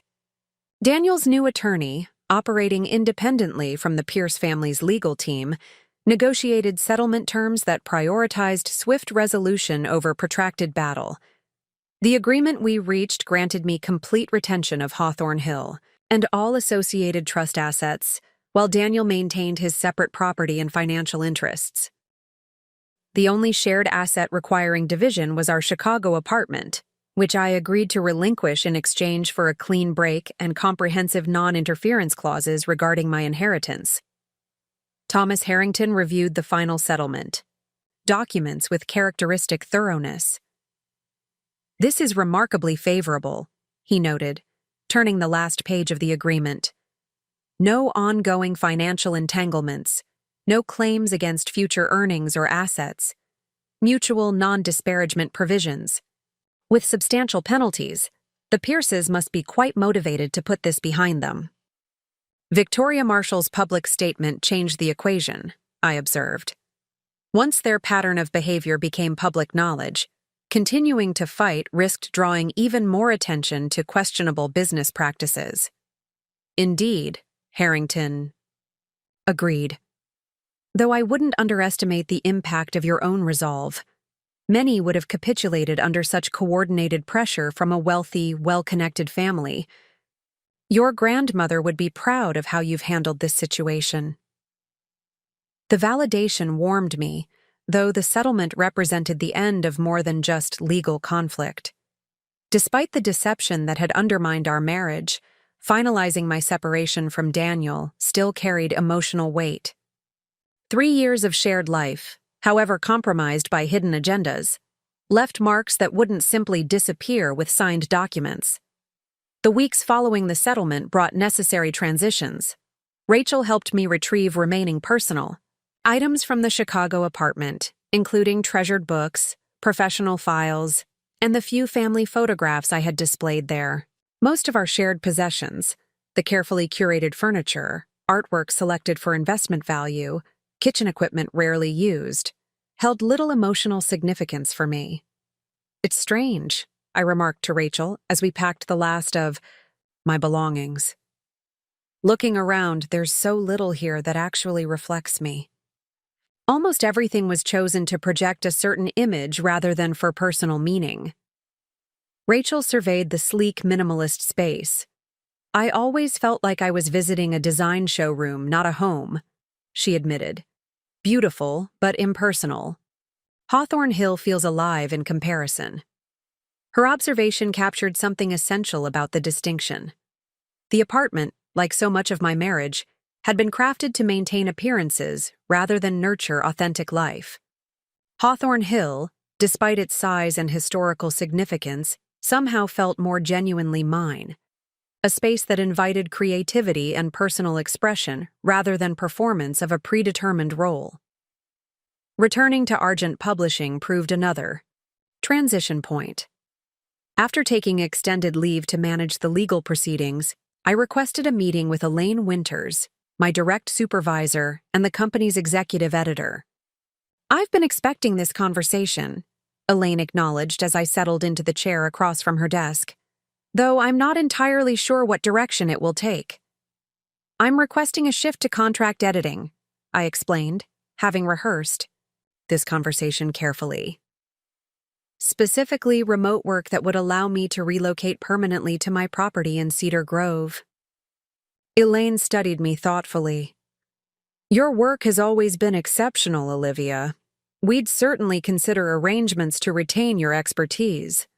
However, I sense there's more to this request. I appreciated her perceptiveness. You're right. The recent events with my inheritance and marriage have clarified certain priorities. Beyond the relocation, I'm seeking reduced hours to pursue writing projects of my own. A smile touched Elaine's lips. I've always suspected you had ambitions beyond editing other people's work. Anything specific you're developing? A historical novel, I acknowledged, still feeling slightly vulnerable discussing my creative work. Set in late 19th century Illinois, centered on a woman scientist who establishes an independent research station on family property against considerable social and financial pressure. Intriguing premise, she noted. Any relation to recent events in your own life? Perhaps some thematic parallels, I conceded with a small smile, though the historical context creates significant differences. Our conversation extended beyond my initial request, evolving into a broader discussion of how my editing expertise might be leveraged in new ways. By its conclusion, we had outlined an arrangement that benefited us both. I would continue handling select high-priority manuscripts remotely while reducing my overall workload by 60%. The arrangement would be reviewed after 6 months to assess effectiveness. One last thing, Elaine mentioned as our meeting concluded. Your grandmother's pen name was E. H. Montgomery, wasn't it? Eleanor Hayes Montgomery? The question caught me by surprise. Yes, though that connection isn't widely known. How did you— Editorial intuition, she replied with a knowing smile. Her work showed remarkable understanding of publishing from an insider's perspective. I always suspected she had connections to the industry beyond being simply a talented writer. If you ever want to discuss her literary legacy, my door is always open. The conversation with Elaine represented more than simple work arrangements. It marked another step in reclaiming my professional identity on my own terms, defining success by standards that aligned with my values rather than external expectations. By early December, I had fully relocated to Hawthorne Hill. The transition from urban apartment to rural estate required adjustments, but each day strengthened my conviction that I was where I belonged. Mornings began with coffee on the east-facing porch, watching sunrise illuminate the fields my grandmother had protected. Afternoons alternated between editing manuscripts in the library and writing my own novel in the upstairs study where Eleanor had created her literary works. The house itself underwent subtle transformations, not renovations that would alter its historical character, but careful enhancements that made it more fully mine. The kitchen received updated appliances that maintained vintage aesthetics while providing modern functionality. The library's lighting was improved for better reading and work conditions. The guest rooms were refreshed with linens and furnishings that complemented the original decor while making the spaces more welcoming. Thomas Harrington continued providing guidance as I explored options for ensuring Hawthorne Hill's long-term future. Your grandmother established the foundation, he explained during one of our regular meetings. But she intentionally left certain decisions to you, believing you would develop your own vision for the property's legacy. That vision began crystallizing as I immersed myself in both the property's history and its potential. The extensive documentation Eleanor had maintained revealed Hawthorne Hill as more than simply a family estate. It had served as an informal ecological preserve, agricultural innovation center, and cultural landmark for generations. Building. On this foundation, I began developing a more formalized structure that would protect Hawthorne Hill beyond my lifetime while expanding its positive impact. Working with conservation experts, we established formal ecological easements protecting the property's diverse habitats: the oak savanna on the western slope, the wetland meadows along the creek, the native prairie sections my grandmother had painstakingly restored. The heritage apple orchard, containing varieties no longer commercially cultivated, became the centerpiece of an agricultural preservation program in partnership with the State University's horticultural department. Graduate students began conducting research on site, documenting growing methods, and developing propagation strategies to preserve these historic varieties. Most significantly, the writer's cabin where my grandmother had created her novels underwent careful restoration. With guidance from preservation specialists, we maintained its historical integrity while enhancing its functionality as a working space. This project evolved into something larger than I had initially envisioned, a writer's retreat program that would provide residencies for emerging authors, particularly those working on historically significant or environmentally focused projects. Eleanor would be delighted by this direction, Victoria Marshall commented during her first visit to Hawthorne Hill in early spring. We had maintained contact since her courageous public statement about the Pierces, developing a friendship based on shared experiences and mutual respect. The writer's retreat especially feels like honoring her specific legacy, I agreed, as we walked the property's blooming gardens. Creating space for other voices to develop, just as she created space for mine. Victoria nodded thoughtfully. That's the true meaning of inheritance, isn't it?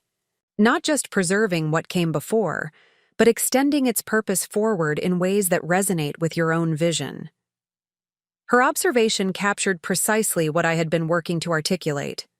Hawthorne Hill wasn't a static museum to be maintained, unchanged, but a living legacy that could evolve while honoring its essential character and purpose.